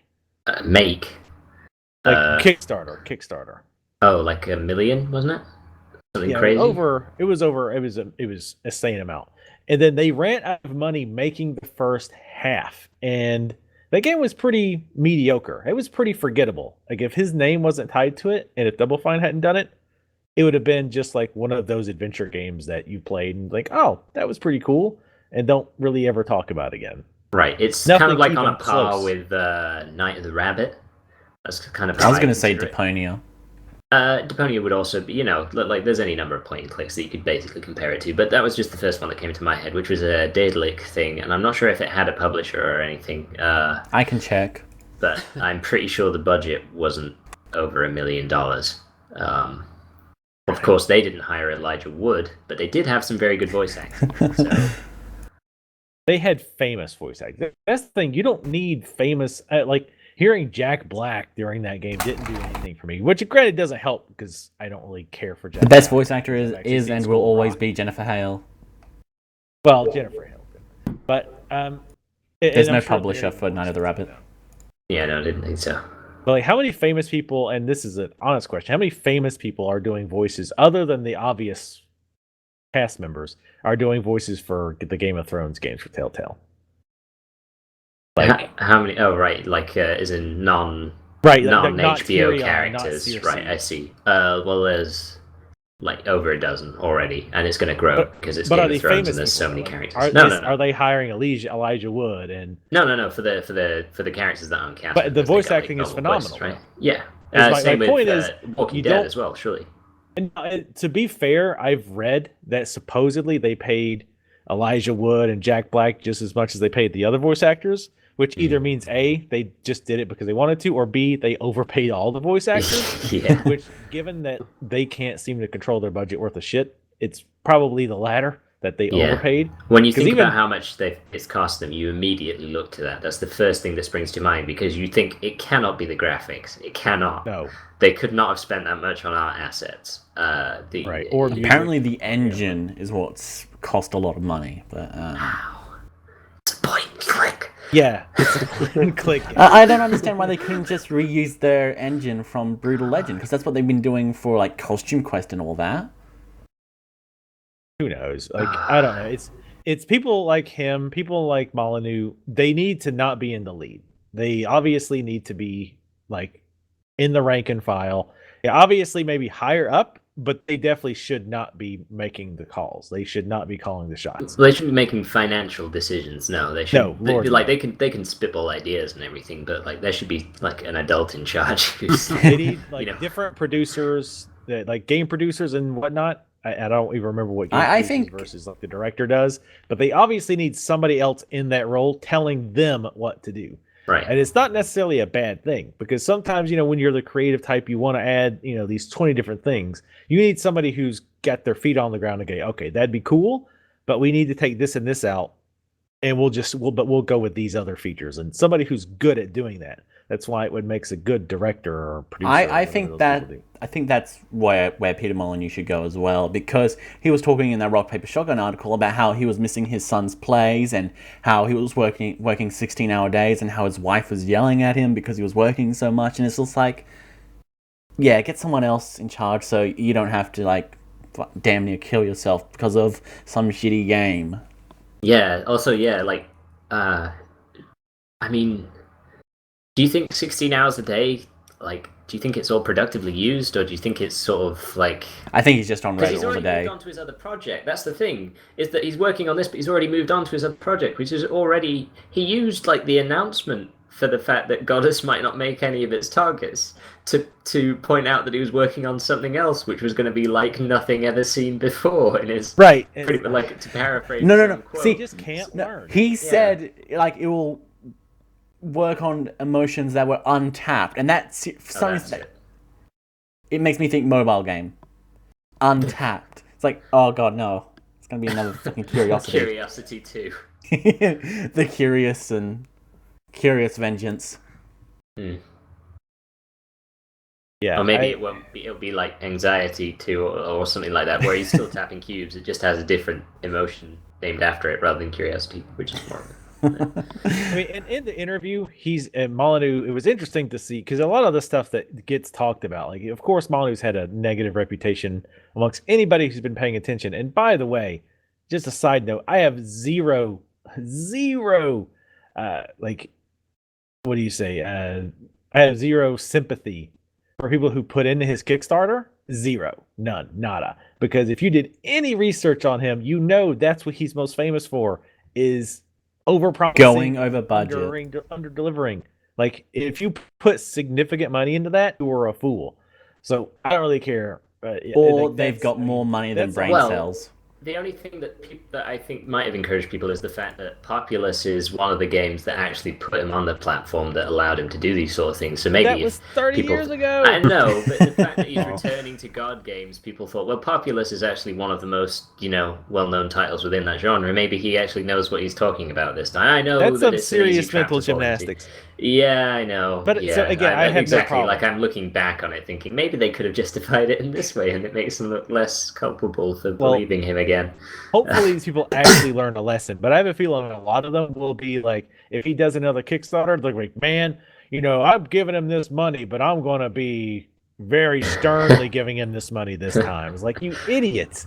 It's like, just don't give him money. There's a crazy idea, but that is a crazy idea. Stop talking crazy. Don't do a Kickstarter or something where it's not even been released. I don't think he's ever going to do Kickstarter again after. Well, he does blame Kickstarter to a degree, which is kind of unfair. I don't know if I'd say he blames it. Well, but he said in a different interview or something like that, he said he regrets doing it, and that he sort of feels as though Kickstarter imposed the promises on the game rather than him generating the promises for the Kickstarter. Again, I'm kind of paraphrasing here, but I don't see how he's the victim of the Kickstarter here in any sense, because they could have just not put the promises on there, which is a trap that a lot of Kickstarter developers do fall into, is the fact that they promise things on Kickstarter that they later find out they can't deliver. So they should really just stick to achievable goals, something that they know they could achieve. But he didn't, and I don't see how blaming the Kickstarter is going to help, because basically without that money, all that would have happened was that you would have failed to complete the project sooner.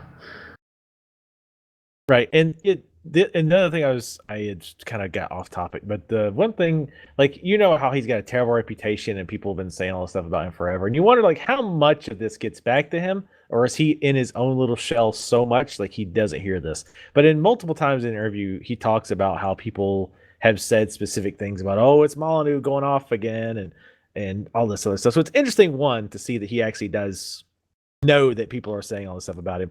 But he does say in the interview he's been trying to avoid interviews and the press so that he doesn't say this really stupid stuff that ends up getting him in trouble. For me, that makes it sound like my press handler has told me to avoid interviews and saying this stuff. Basically, yeah. Like, he just, again, but it's crazy how he just has no, but that tells me, like, that's what I'm saying. He has no concept of reality versus what he wants to happen. Right. Like, well, that's again, the problem is that he kept fooling himself along with everyone else. That's the, right. Yeah. It's just like he has, for somebody who's like, if he had just started like 5 years ago, and like, let's say he just happened to make this amazing, he made Minecraft, like he just stumbled upon this huge thing. And now he's making the second game and he's falling under budget and stuff like that. I could go, okay, he got, he was right off at the start. He screwed up, kind of like the Doom guys, right? John Romero and John Carmack. Like they totally stumbled because their first couple of games were a huge success. So they started to go crazy. Well, John Romero in particular went John Carmack's fine, really, over at Oculus right now. Is fine. Terrible game designer, but great engine developer.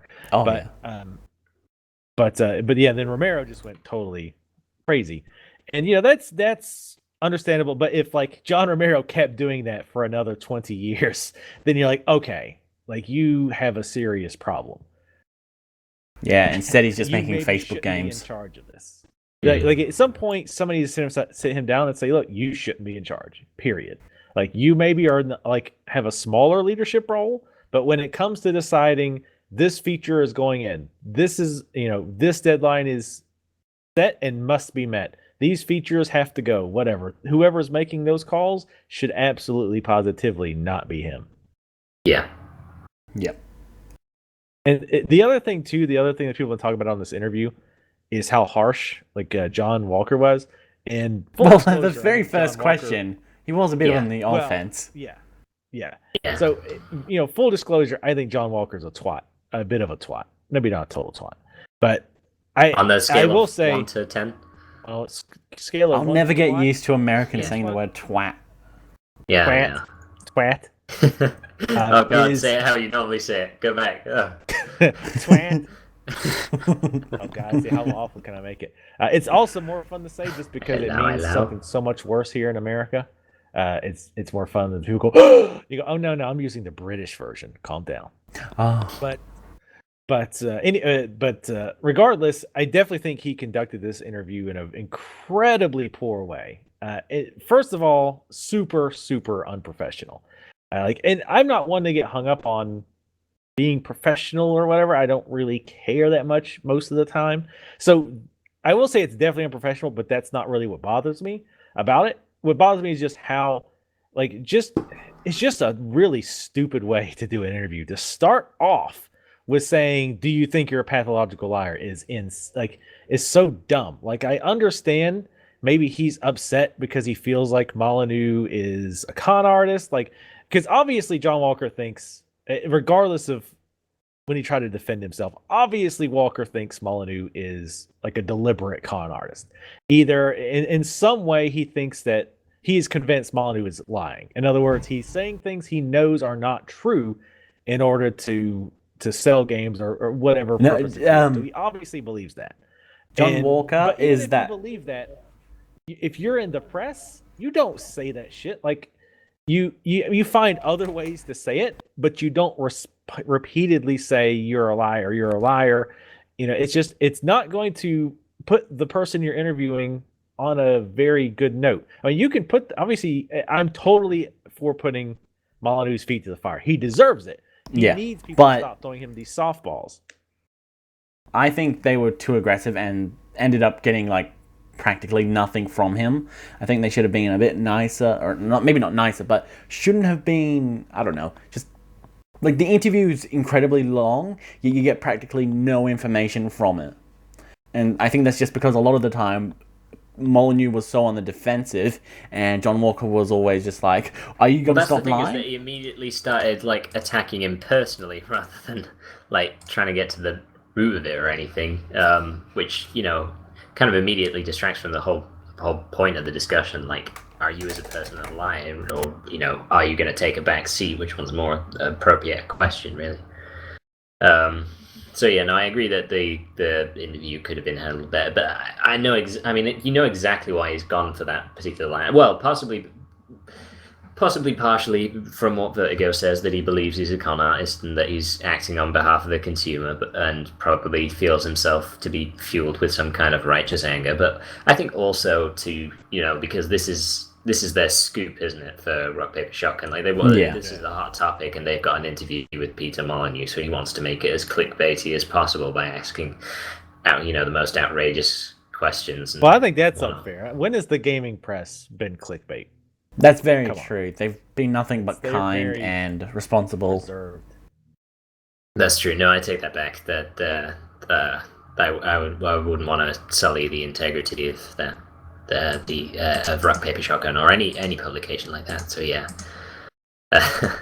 and it obviously worked. They definitely got a ton of hits. Apparently, their site people were having trouble loading the site up. Yeah, and like I say, and this is one of the things that this is not really related, but this is the thing that drives me insane about people. People were completely on one side or the other on this, and I hate that. It's look, Molyneux is a fuck up, right? And he deserves this. People need to call him out on this. People need to stop coddling him in interviews and saying, look, you screwed up. You keep saying this stuff that doesn't come to pass. You've taken all these people's money. You've given them almost nothing in return. You're moving on to a new project already, which didn't even come up in an interview, by the way. So that kind of stuff absolutely needs to be said. But you need to do it in a more tactful way, because otherwise you just seem really petty. And obviously, when you're talking about this stuff anyway, the person you're talking to is probably going to get defensive. But when you just keep flat out calling them, literally calling them a liar to their face, that's not, or over the phone, it's just not going to go well. And just like you say, it feels like he was relatively forthcoming, I think Peter was, with a lot of the information. I'm quite surprised he didn't just walk out of the interview early, to be honest. Or hang up. But yes. Yeah. Oh, yeah. Is this a phone interview? The telephone version of walking out. I mean, actually, yeah, I am kind of surprised. Out of the room and left the phone on. Yeah. I'm actually kind of surprised by that as well. Yeah. You know, he obviously was playing the pity card as well. It's like, oh, you want to drive me out of this industry? And he kept saying that over and over. He did say that quite a lot. But to be fair, they made it easy for him by kind of being aggressive. Like that's the thing. That's the thing. Don't let him make a victim of himself by being so blunt. Well, not blunt, but just aggressive. Personally, personally insulting, basically. If you look at like the news and say a decent, respectable news corporation's interviewing a politician, I know, just picture it in your heads. They don't say, "You're a liar, aren't you? Tell us you're a liar. Are you a liar? You're a liar." They don't do that. They try and get them to give straight answers to questions, and they press them on an issue if they're dodging it, so that they either are honest about it or it's obvious to the people watching that they don't want to answer that question for whatever reason, which is basically an admission of guilt. So. Oh, the best one I've seen of that was with Tony Abbott. He just looks at the interviewer, stops talking, and just blinks for about 20 seconds, and then the interviewer's like, are you okay, Tony? You're not saying anything, Tony. And then Tony goes, I've given you the answer you deserve. It's fucking incompetent. Yeah. So, yeah, that's kind of more the way to handle it. Actually, we don't have a link to the, can we put a link to the interview into the Google Doc? Sure. Because I realized that I actually lied, possibly pathologically. I said that there was a link to it, but there isn't as of yet. That's the other Rock, Paper, Shotgun one. Incidentally, I had another peek at that one, and the reason why he didn't like the Kickstarter is because he felt like when they were getting towards their goal, he felt like he says, because if you're a penny under, you don't get to take the funding. It encourages you to make promises as part of like a desperate bid to get those funds. But no, that's not how you do it, Peter. The reason why no one's buying it to begin with is because nobody trusts you, or just thinks the game is shit. Pick one; they're both valid. But it's kind of a vicious cycle in a sense. He feels because obviously he's lost the community's trust. So now, if he keeps doing that, he's in a position where he feels he has to promise more and more things that he can't deliver just to get people to listen to the next project, which he might not complete or abandon or turn lackluster. Yeah. So a little bit of an insight into that one with that as well. And there is now the interview linked in there as well. Yeah, but to go back to what Vertigo was saying about how there's more than two sides, and I've got to agree. Like, this isn't Michael Jackson's hit 1991 single Black or White. It's not black or white. It's shades of grey, and I think there is somewhere in the middle where we can get answers from Peter without calling him a liar to his goddamn face.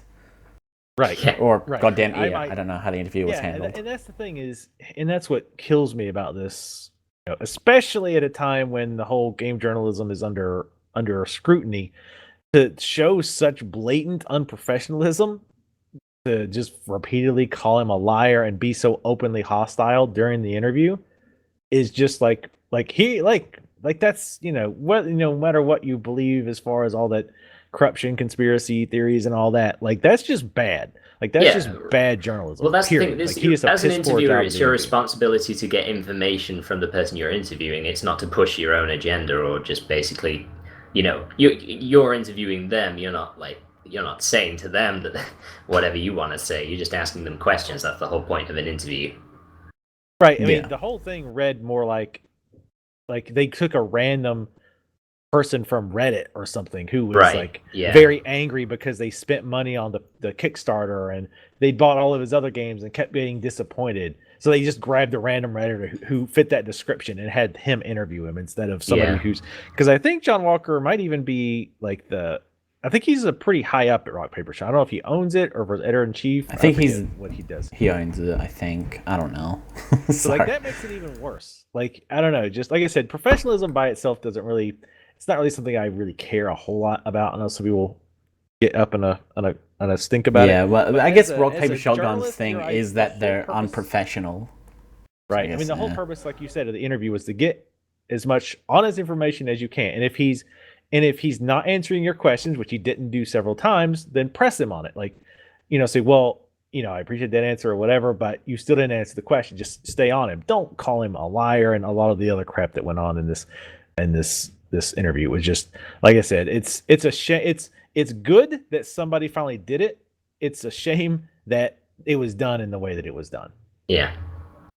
Because now, instead of everybody talking about Molyneux being a screw up, you got some people talking about that and some people talking about, oh, it was so mean of him to interview him in that way. It's like, okay, that's fine, but let's look at this other stuff. And people are like, oh, he was bullying Peter Molyneux. I'm like, oh, Jesus Christ. Can we talk about... I know it's very difficult when points become so muddied like that as soon as there's this new development, you can no longer talk about that person in that light or anything like that. That's no longer the issue. We've moved on because there's another development. This, the idea that you can't hold two stories in your head at the same time or something like that, which it's surprisingly true for a lot of people. The discussion just moves on to the singular point, which is, and everything else ceases to be an issue. So it does get frustrating sometimes when those things happen. And if he had a motive to call Molyneux out, then he's done the exact opposite. He couldn't have been more destructive towards his own intention of having Molyneux defamed. Right, exactly. Because he's just given him some more allies, basically. So right, exactly. So, yeah, I mean, again, definitely good to get the questions put to him. Bad that it was, done the way it was done. Right, and there'll be a tea time on this one, right? Most likely, yeah. Okay, which will probably be out by the time this airs anyway. But maybe depends. We'll race you. But I'm gonna have to edit this real quick. I'm gonna start recording it right now. Are we live streaming, Raven? So yeah, we'll repeat everything we already said and then get up to where we were with the live stream. That's a good idea. All right. Next point on the agenda, I'm going to move on. We were talking about that for ages. Yeah, we were. Resident Evil Remake Remaster is Capcom's fastest-selling digital game, which is a triumph for innovation. Yep. Have we passed a Capcom test? Has that happened? Maddragon, have we passed a Capcom test? We probably have, yes. Thank God, because, oh my God, remember when Darkstalkers HD came out and it didn't sell enough and they're like, oh, I guess no one wants Darkstalkers. I'm so, disappointed with that, because I would love a new Darkstalkers game. All because, apparently you and everyone else except Capcom. Yeah. I mean, come on, give Street Fighter a rest a little bit, give us Darkstalkers. Please. That's never going to happen. They're going to go Street Fighter to the core. Oh, yeah. But it's good. It's good. Good news. People want a classic style of Resi game. They don't want the fall of Resident Evil DVD 6. Hammer the buttons and waggle the sticks. Exactly. But I am so glad. Yeah, I'm so glad this sold well, because now we might get proper games. Well, you say that. I mean, isn't it kind of a double-edged sword, because it just kind of encourages them to just do re-releases of everything rather than the games that people have been wanting? Right now, until the re-release sells poorly, and then people have finally failed the test and they don't release any new IPs. I'd love Capcom to do the re-releases, because just carry on doing the re-releases for now. Do remake too. A re-release of a re-release? Yes. Yeah. Well, it was. It was a re-release of a remake. GameCube. Oh, my mistake.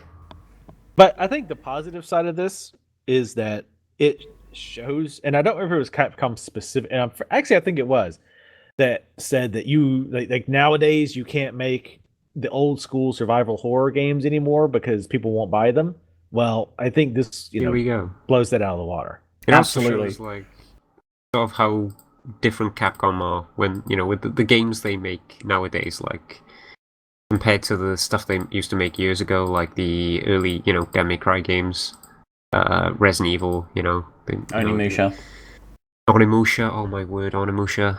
And how different it is now, where they're just it's Monster Hunter, Resident Evil 25, Ace Attorney. Ace Attorney. I mean, the only things that haven't really changed for the worse, and stuff like Resident Evil, that has gone and turned into a shooter rather than a survival horror game is stuff like Monster Hunter and I'd say Street Fighter. You know, those are the only two things that have basically survived. And there's, oh god, I'm getting tongue-tied. Ace Attorney, stuff like that. But it just shows how different and how it shows that we don't want perks in our survival horror games. What the fuck were they thinking putting perks in Resident Evil 6? This isn't Call of Duty. Fuck off with that stuff. I don't care about reloading faster or getting more headshots or getting more ammo. I should be scrounging for ammo, not worrying about, oh, if I have enough perks for my fucking ammo. What? Fuck you, Capcom. I want stupid-ass puzzles where I have to use a dog whistle to get a dog, shoot a dog who is crazy difficult to kill, and then, like, struggle, and then open it, inspect it, bring out a coin, and then have that coin turn into an imitation key, and then have to solve a puzzle with another one. Open the collar. Open the collar, not the dog, because you left that part out. Sorry. That's an important part. Kill a dog, open it. Find a key. Open the... you inspect the collar off of the dog. Sorry. Right. Yeah. Goddamn. It just shows, like, this is why I'd like Capcom to do more HD re-releases and stuff, is to get their older games available on, like, modern systems and stuff, compared to the majority of the stuff they come up with today. What's going to happen next is they're going to re-release Resident Evil 0, which was a flop when it first came out, and it hasn't aged that well. Like, people don't really like it that much, and so then Capcom's going to be like, oh, I guess it was a fluke. Back to shooters. No, but it's exactly like Resi Remake, except you got like a dual character system. You know? So if Resi Remake does good, surely people will jump onto Resi Zero as well. I hope it does well, so Capcom goes back to survival horror, but I have my doubts. Oh my god, how many remakes do people have to buy in order to encourage them to... It seems like a bit of a puzzle in itself, doesn't it? Like the consumers are being forced to buy certain types of game in order to... Well, that's what Resident Evil Revelations was. I mean, I guess it's trying to be more of a survival horror focus. Sales kind of drive what they produce in the end, but I swear that the later Resident Evil games weren't that popular, were they?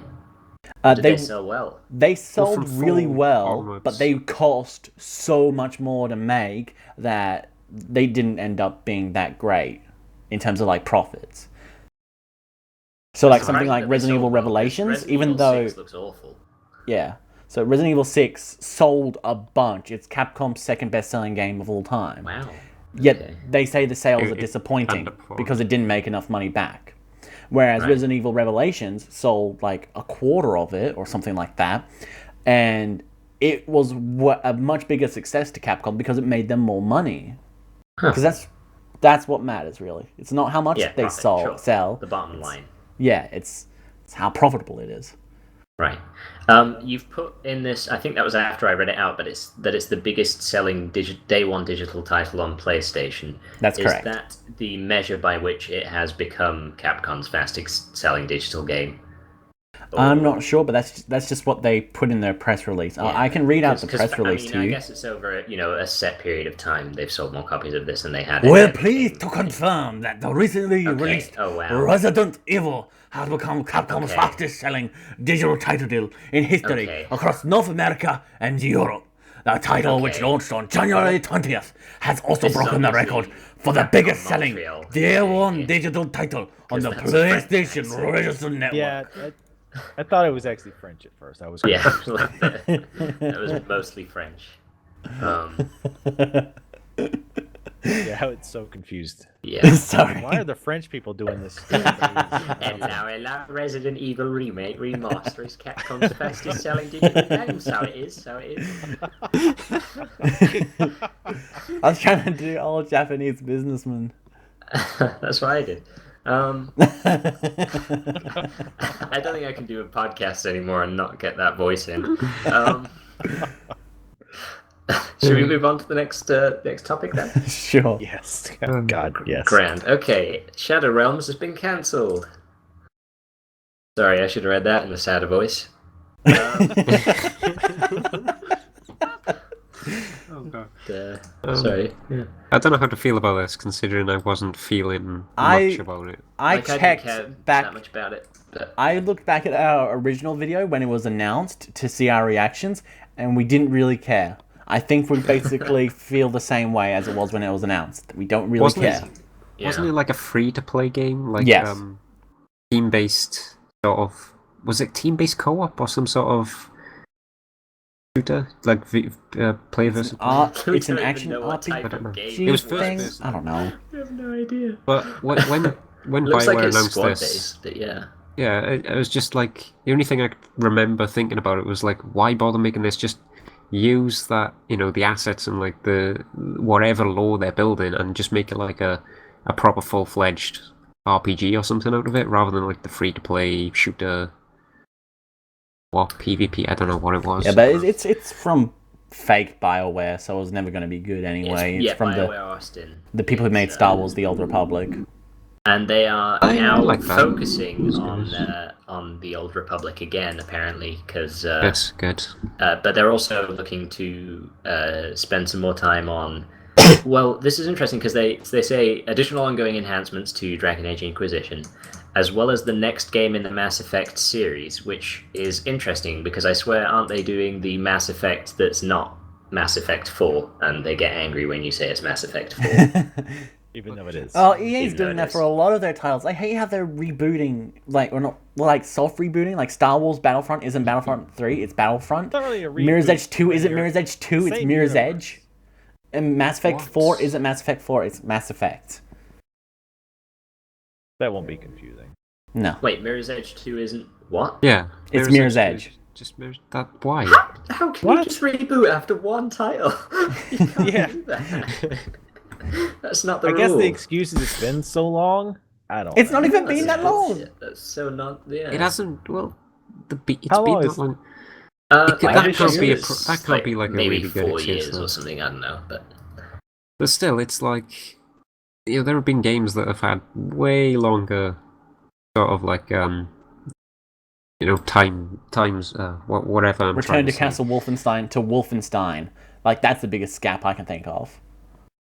But there's no need for like a sort of semi-reboot sort of By the way, thing. it's been 6 years. 6 years. Okay. That's still not that long. It's not. It's not really that long, but I mean, I guess Between I the don't know. announcement of Mirror's Edge 2, which was some time ago, actually. Feels like it's been ages. Yeah, I feel as though that was at. I feel as though that was on. Oh, it might have been on one of our podcasts. Actually, I'm not sure about it. But yeah, not sure it either. doesn't feel. It's been some time since it was announced, but I'm pretty sure it was announced as Mirror's Edge 2, was it not? No, I think they just showed off, like, Mirror's Oh, Edge, they and just they said just sort there's of... going to be another Mirror's Edge game. Yeah. We're going to call it Mirror's Edge. That's And I so think dumb. they said it was going to be a prequel as well, so, yeah. But that's like the new 3DS being called the new 3DS. Like, We don't stock any new used 3DSs, 3DS. all of our 3DSs Yeah. are new. yeah, I saw that. Great job.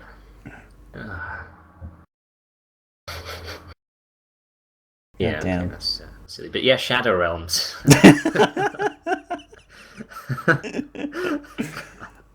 I'm pretty sure this is probably like I was going to say important to some people, but then if it's a free-to-play game and it's only made it to the closed alpha stage, then surely virtually no one gives a shit. Like, Yep. who is there? There's no stakeholders besides the developers, and they are not closing down or cutting any jobs as far as we've heard, so... Yeah, it looked, from the it way that looks it as though looked, they're it looked like it making- was it like could be just that a they've just side made a project. It- Like yeah, how like, Ubisoft has it- their indie ones. And I think Right, that it- was like their equivalent. Yeah, it could just be that they've made a smart decision in that they were making a game which, I don't know, maybe That's people shit. didn't really care about. Certainly doesn't seem... Yeah, I mean, I'm guessing that they've seen that it wasn't going to be a huge success and have decided against it, which is a valid strategy for someone who can afford to do it. Like, you can abandon projects. You don't have to, like, rush them and make a really shit one or just try Yeah, to squeeze yeah. as much money out of it as you can. Don't Sometimes try it's to better fall just for the cut and sunk run. cost fallacy. Like, oh, we've already invested so much time into it. It'd be wasteful if we didn't. It's like, it's better off just not sometimes. Yeah. So it's barely even bad news. Like, maybe I should have read it in this joyous voice. Who knows? 'Cause now they... Well, Well, now they're going to focus their time on games that people actually care about. Not that this is a definite barometer of how popular this game was, but the Shadow Realms Reddit, which is linked to on their webpage, has 255 subscribers. So take that as you will. As many as that. Jesus. It's like nothing. Yeah. So yeah, doesn't seem. I think we can move on now. I'm pretty sure the Cube World subreddit has more readers, and that game's been dead for I don't know, when did it release? Like 2 months after then, basically. Yeah, we'll move on. That's a small story, as it turns out. PSN sub accounts can now be upgraded to master accounts. Thank God! Oh my God, what took you so long, Sony? I don't get what this is, so a PSN sub... Okay, Maddragon, you're the PlayStation expert, you explain it. He's the PS Vita guy. Wait, I think I accidentally messed up the spelling on the VGL notes. Accidentally. It Just now says Control Z. code. Okay, we'll leave it. It looks good. But yes, this is a big thing for Raven, because it's like you create an account, and if you're creating it and you're like under like 18, you gotta be like a sub account. Am I getting that right? And then so it's like a secondary sort of account, I think, to the main account. It has limitations, doesn't it? It's like certain games you can't play online. You can't do like voice chat in certain games. You can't use your own wallet or Visa card or whatever or what have you to pay for items in the store. You need to go through the master account, and then they need to give you a set amount to spend on the PlayStation Store. Stuff. Wow. Yeah. So it's basically like asking your parents for money via the PlayStation. Yeah. And how long have you had this account like that? Because you created the account before you were 18, and then it's been, I'm 19 Oh, you've now. Been stuck with that. Until like now. I actually called up Sony. I was like, so I've turned 18. Can I upgrade my PSN account to a master account now? And he's like, no, the only way you can do it is by creating a new account and making that a master account. So it's like, why this feature has taken this long? So you're old enough to drink alcohol in most reasonably legislated countries, but you can't. I can't spend my own money on PSN. Well, I couldn't. It's like, I'm an adult. Let me be an adult.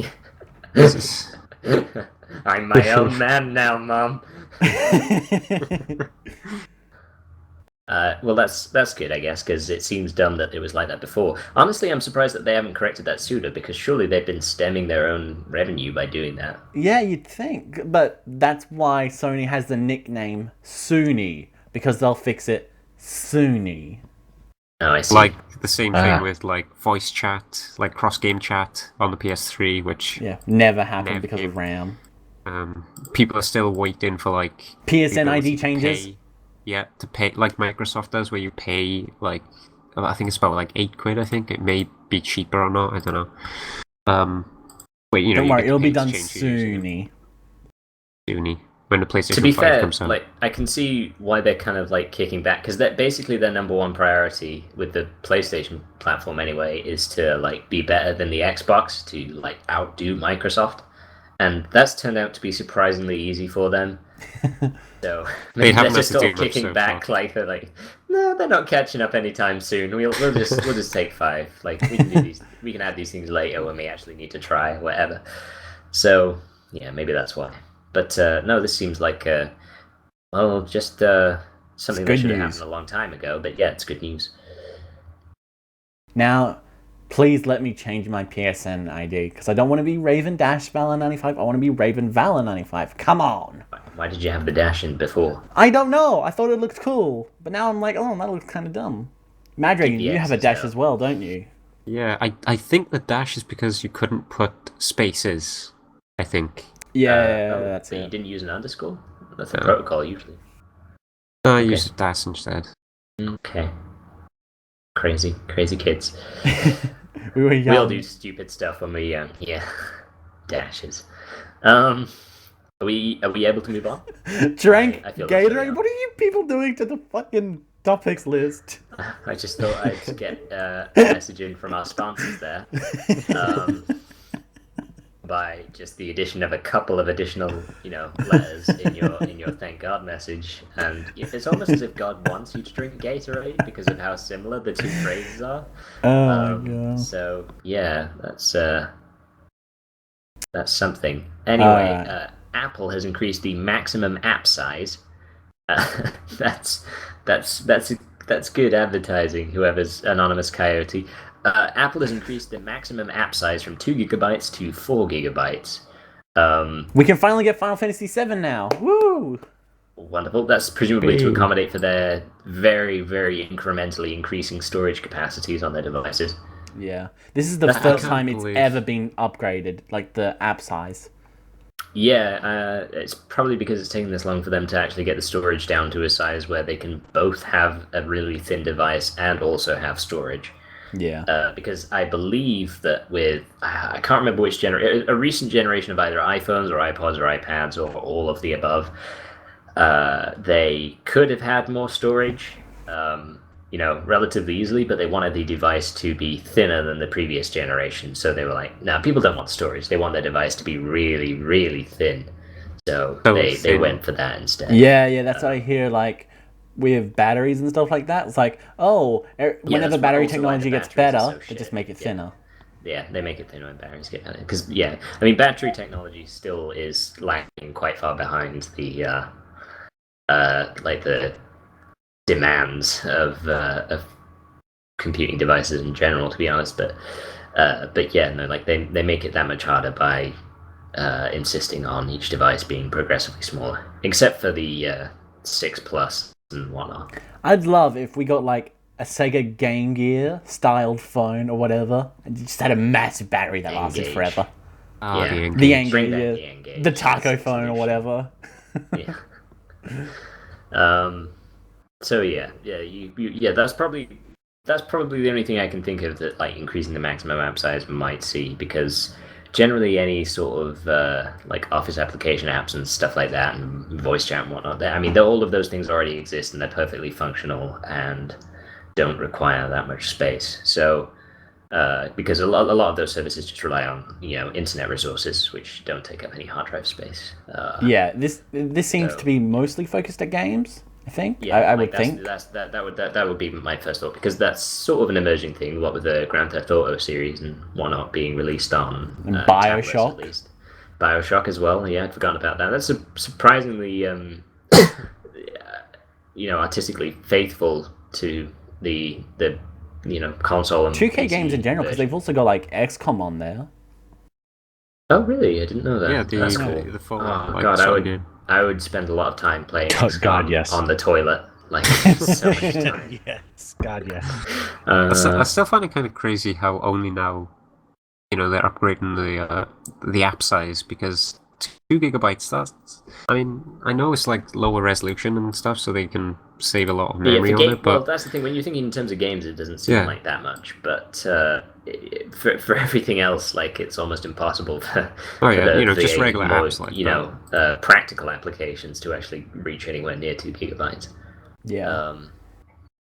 But yeah, no, it's a good thing. I don't see why it was capped for so long either, because ultimately people can choose whether or not to have these things installed on their phones. So, or iPods. I actually don't have an iPhone. I have an iPod, which boggles some. But Do you have an Android phone then, or are you a Windows phone guy? I kind of do have an Android phone, but it's like quite an old one. It's a Galaxy S Mini from it must be 2011, because I got it around about the time that Skyrim came out.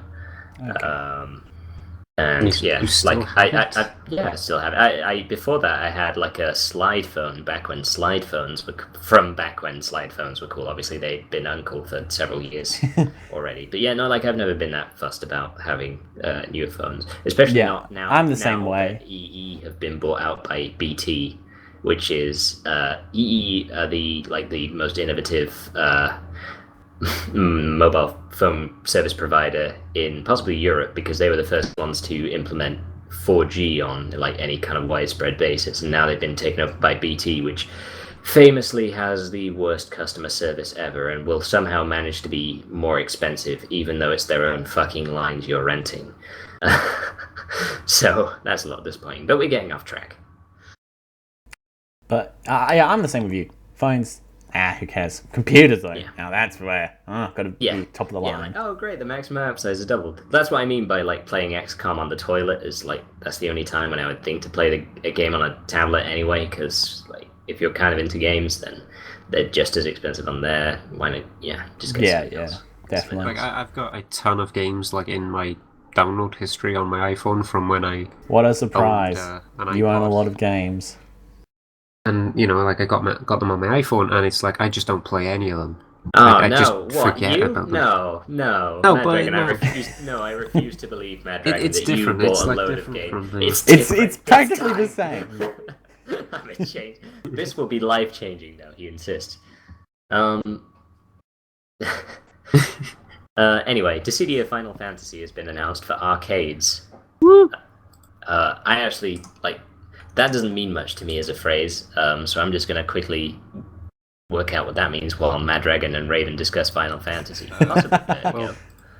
Well, it's like it's a Final Fantasy fighting game basically. It's like a 3D fighting game, and it's a 3 versus 3. Is it an actual? Yeah. Is it fully 3D? Well, like is it a 3D? Is it? No, I mean, like, is it on a 3D plane or a 2D plane? 2.5. Well, no, it's 3D graphics, 3D plane, and then it's that's interesting. Sort of like, you got your stage, your level, and you run around the level. The closest thing I can compare it to is something like the Naruto like fighting games, Oh, okay. I was thinking it would be like the new JoJo game, Eyes of Heaven. Yeah, it could be similar to that as well. Yeah, okay. Because you can lock onto your opponent or free run, around the place. But with like free camera, but it's like it's good. It's how am I supposed to describe it? Well, I don't think we can say it's good yet. We've not played it. Yeah. Well, the PSP games are good. They're really good. And it sort of like combines all the a bunch of different characters from every personally game. looking forward to the remixes. Oh, the soundtrack, the soundtrack is good because you got because Dissidia had a really good soundtrack from what I'm aware, especially like One Winged Angel. But so I'm looking forward to that. So, just more remixes, please. Hopefully, because they're making this like HD like Dissidia game for arcades, hopefully they're going to bring it to other consoles and PC. Yes, and I would like love to purchase this on because PC and all that. People have been, fans have been wanting like a PS3 version of Dissidia for years, but hopefully this means good things, because it would be stupid if they just leave it in Japanese arcades, like. Yeah, although in terms of like the character roster, I'm a bit disappointed that it doesn't look like Yuna has her original X outfit, because I like the dress more than her J-pop idol thing. Oh no, it's in there probably. Is it? Because I didn't see it in the trailer. I didn't see Yuna in the trailer. No, she's in there. I swear she is. Everyone, let's go watch it again and look for Yuna. Well, you've already mixed up two different characters. I really look forward to the ensuing podcast episodes where you're going to be keeping us up to date on which characters have been confirmed for Dissidia Final Fantasy. That's like my job. Do keep us abreast of that news, because that's the real stuff, right? Every fortnight, a new character. That's why they pay us the big bucks. Exactly. Alright, I don't know if she's in it or not, but okay, so I'm done discussing Dissidia Final Fantasy. Activity returns to Steam after the sale of the IP to Digerati Distribution.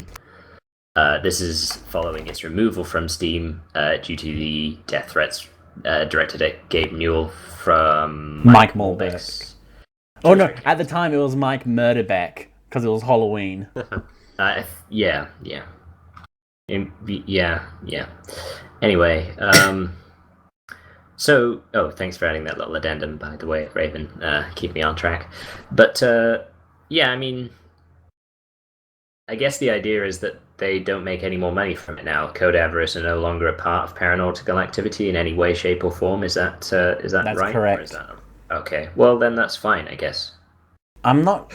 they're working on a new game, Code Avarice, something or whatever. I don't know what happened to Spinal Destination. Oh, is it not Spinal Destination? No, they changed it, I think. Oh, okay. But Yeah, the game itself, you know, I always have a big problem trying to separate the creator from the creative work. So Paranormal Activity to me will always be the game where the developer threatened to kill Gabe Newell. And, you know, Fairs will always be the game where, you know, the guy's like, do you eat shit or whatever? And no, that's Hideki Kamiya. But so on. So, yeah, to me, even though he doesn't have anything to do with it anymore, I guess, like, the game's all right, but I just won't be able to play it because, you know, he killed my god. That good a game, so I would. It's a roguelike. I wouldn't buy it. Yeah, it's not even that good a roguelike. You know, it was there when roguelikes were popular, but honestly, it's like I failed to see the appeal. Like, it's not quite a bullet hell. It's not quite. I hear Tower of Guns is the best FPS roguelike. The idea is that it's a poor man's Tower of Guns. So, you know, I don't really care about the game much. I think it's fair that the game's back on Steam now that Code Avarice have nothing to do with it. That makes sense to me. Anyone else feel any different, or does it seem pretty cut and dry? I've got some different info that I would like to add to the topics. Is that all right? I suppose, yes. Well, I'm going to watch you type it, and I'm going to tell you okay, I'm thinking no. Immediately no springs to mind, but it's almost unavoidable.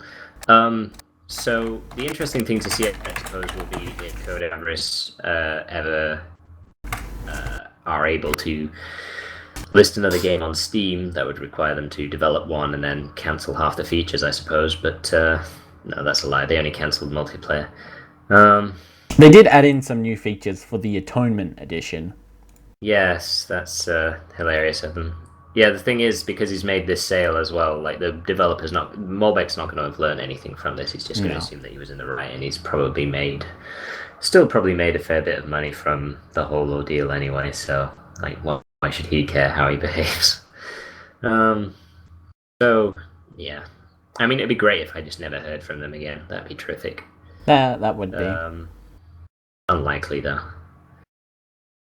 So yeah, no, that's I guess. Does anyone have anything in particular they'd like to add on this point? The game itself is average, but some people really liked it, so I guess that's okay. Yeah, some people like it. Yeah.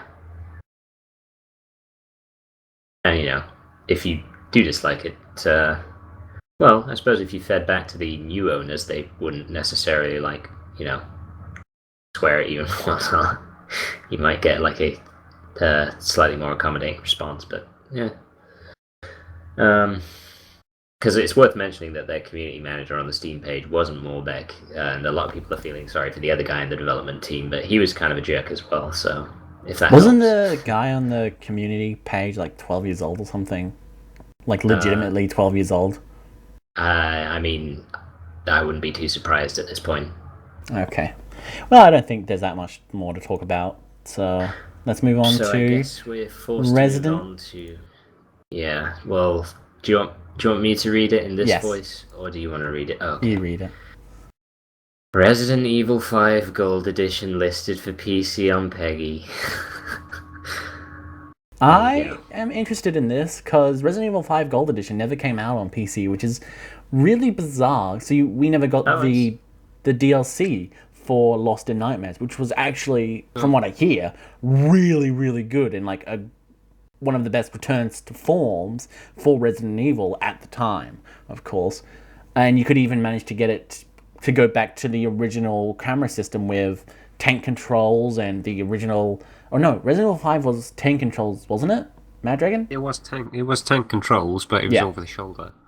Well, yeah, but you could change the camera angle in Lost in Nightmares to make it the old school style camera system, so it would be like an old school Resident Evil game.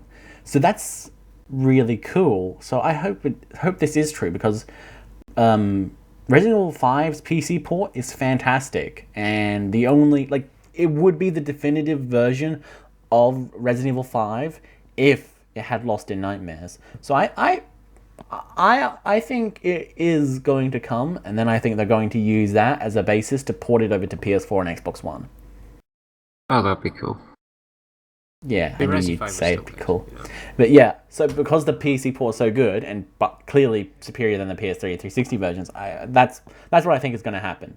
Port over Lost in Nightmares, and then port over the superior PC version to consoles. But that's basically it. So, hope that comes true. Whoop-de-doo. Has Games Founders Live been removed from, what's it called, Resident Evil 5 yet? Dark Souls? No, Resident Evil 5. Because that might also be what this re-release is. It might be, they might remove the current version on Steam and then just give everyone Resident Evil 5 Gold Edition. Maybe. It is listed as yesterday, the Peggy thing, so that's hot off the press news.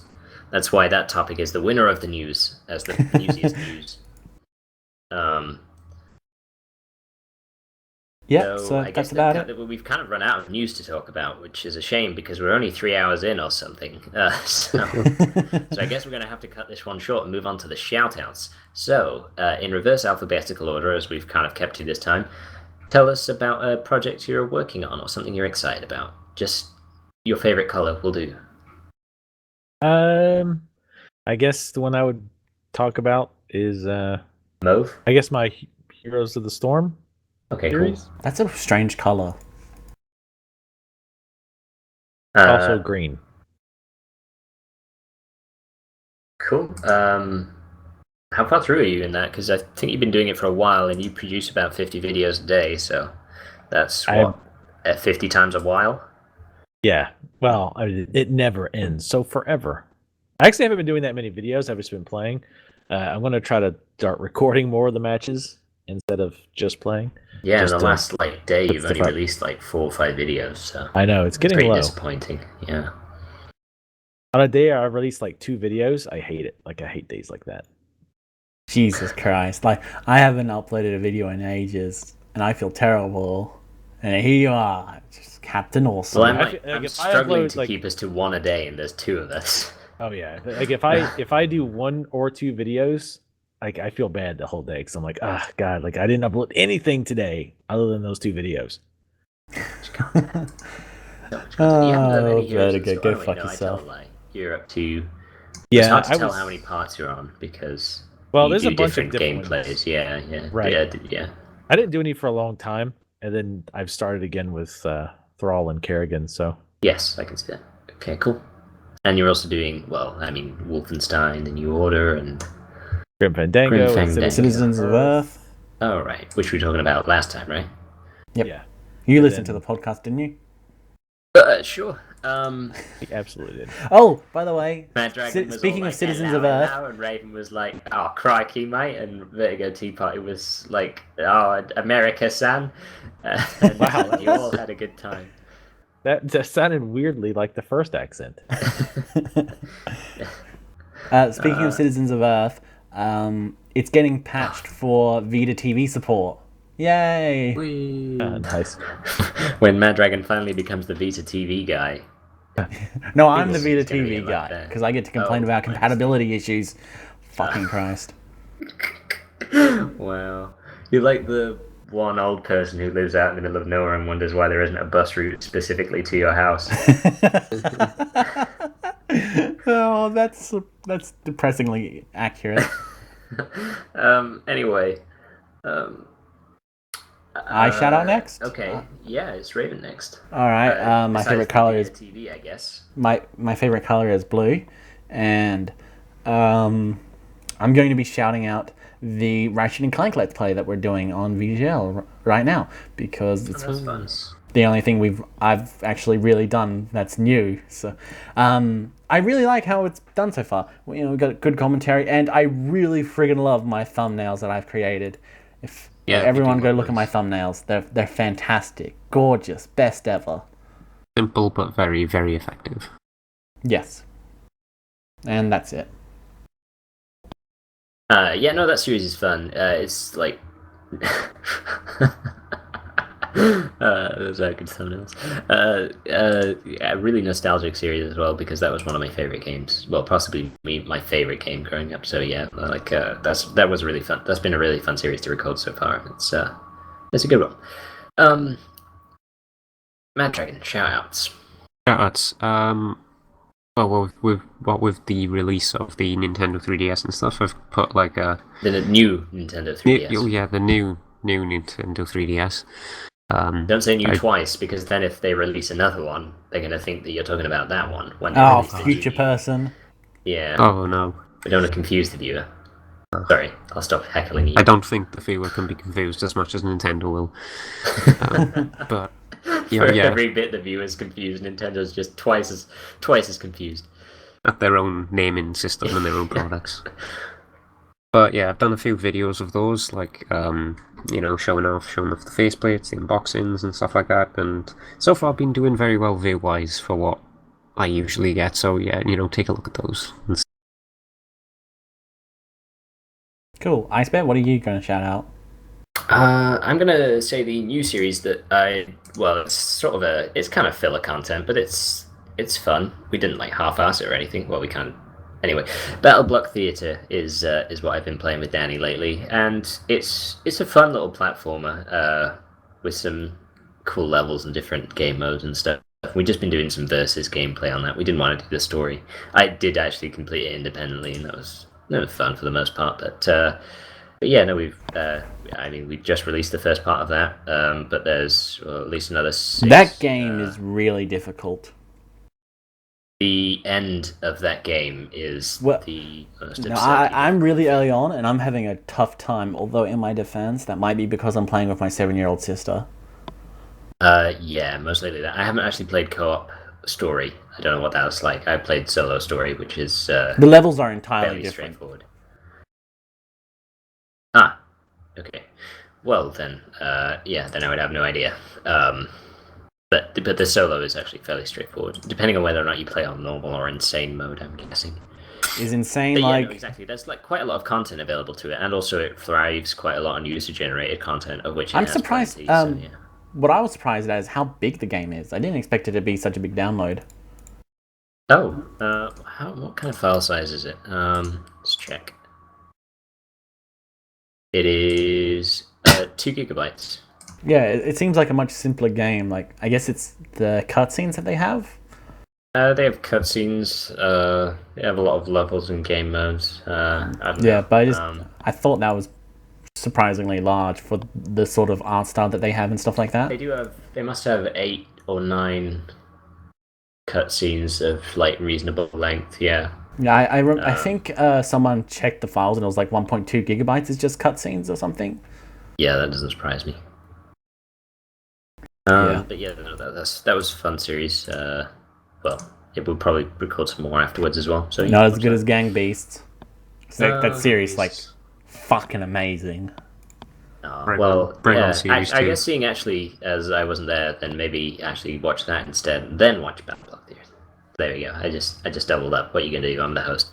But that brings us to a close, I think, unless there were any more formalities that we had to do, like our secret handshake or anything before we finished, or do we do that afterwards? We do that afterwards. I mean, we don't do that at all. Shut up. People would be thinking we're Freemasons or something. So, on that note, let's get out of here. To everyone who made it this far, and smell you later, chumps. Let's skedaddle. Goodbye. Maddragon, say goodbye. Okay.